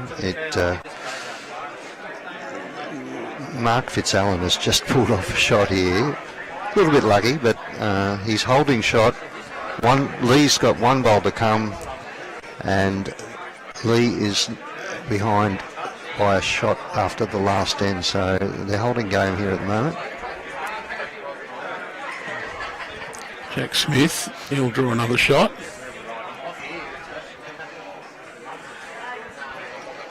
We'll keep an eye on the Lee Schreiner result for you, let you know what happens. In the meantime, we'll keep an eye on our feature rink. Schreiner's missed. All right. So Lee Schreiner's team has lost a game. I think that's at least 2 of the 9 two-game winners have lost this afternoon, so it's definite you don't have to win all your games to make the top 8 because there's not enough teams left with a perfect record. No, that's a huge win for those boys from the Central West.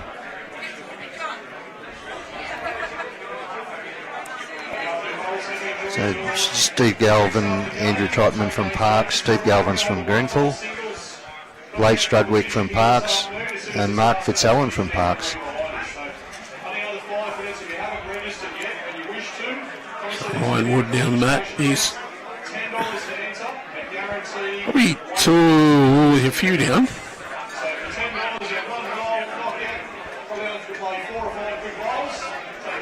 It's not too far away. Needs a little bit of, well, I think he might have snuck the shot away then.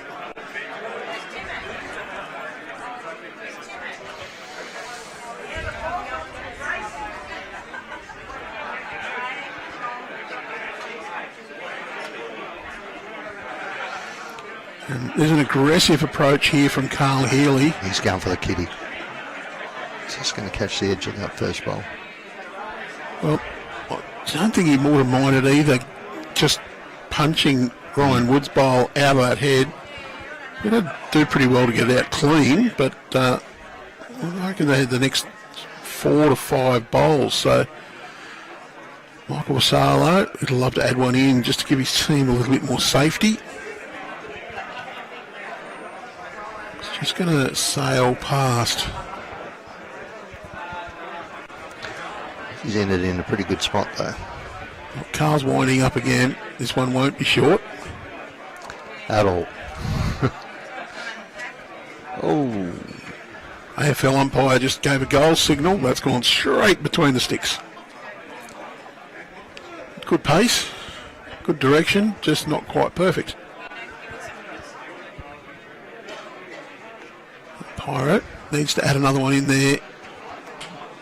I dare say even just a little tiny touch would probably be okay. Don't really want to move it too far because you won't gain. But needs to get a little bit of protection in, and that's, well, he's half a bowl off being really good.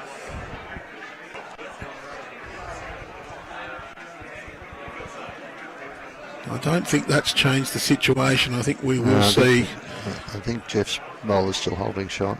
An attacking option. The shot is on the off the inside of that whatever colour ball is his purple ball on the right hand side.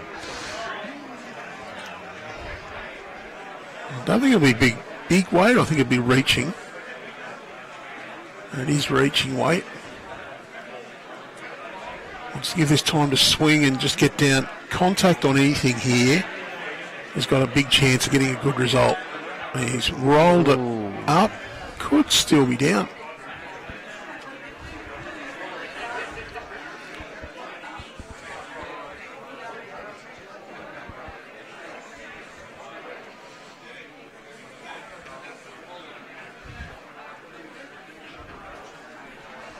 It's his own bowls on that path in.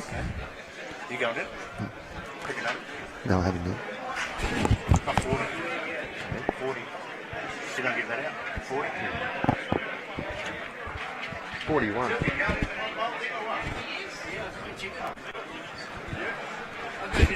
Brownie.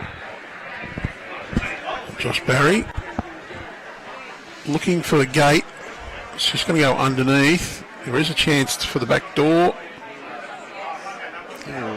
Gets the inside of that. Well, it might have actually got a result. Carl's having a look.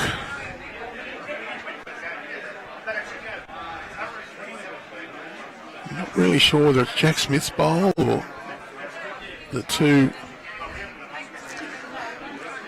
close between them. Unfortunately, I can't see it live because Seto's sitting right in the road.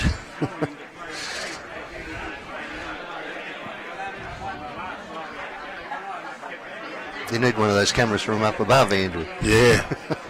The logistics of getting it up there. How to install it.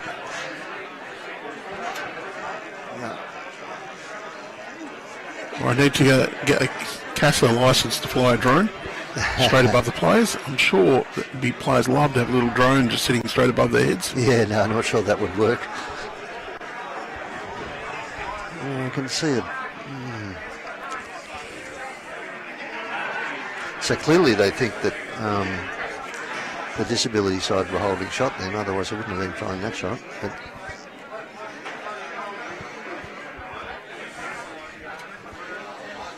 so last bowl of our game, and we'll be off air fairly quickly. Before we go, just a big thanks to our sponsors.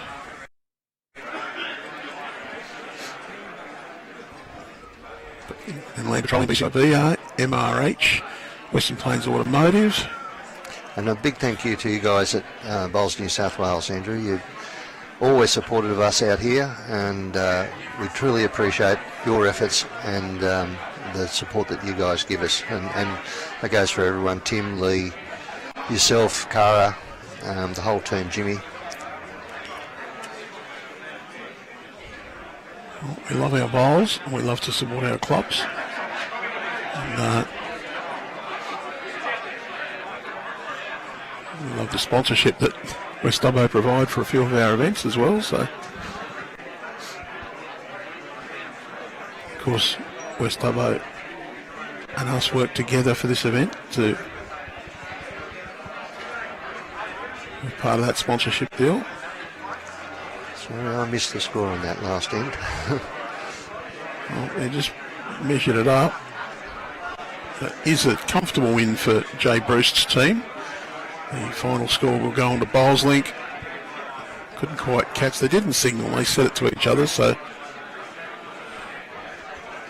thanks for joining us this afternoon. Tony Spears, Chairman of Club Dubbo, spearheading the strategic thinking for the club. Building towards the future and promoting not only the club but the game of bowls in this area with this wonderful tournament. And we look forward to another great day tomorrow when we'll be under action about 8:30 again tomorrow morning. Look forward to your company then.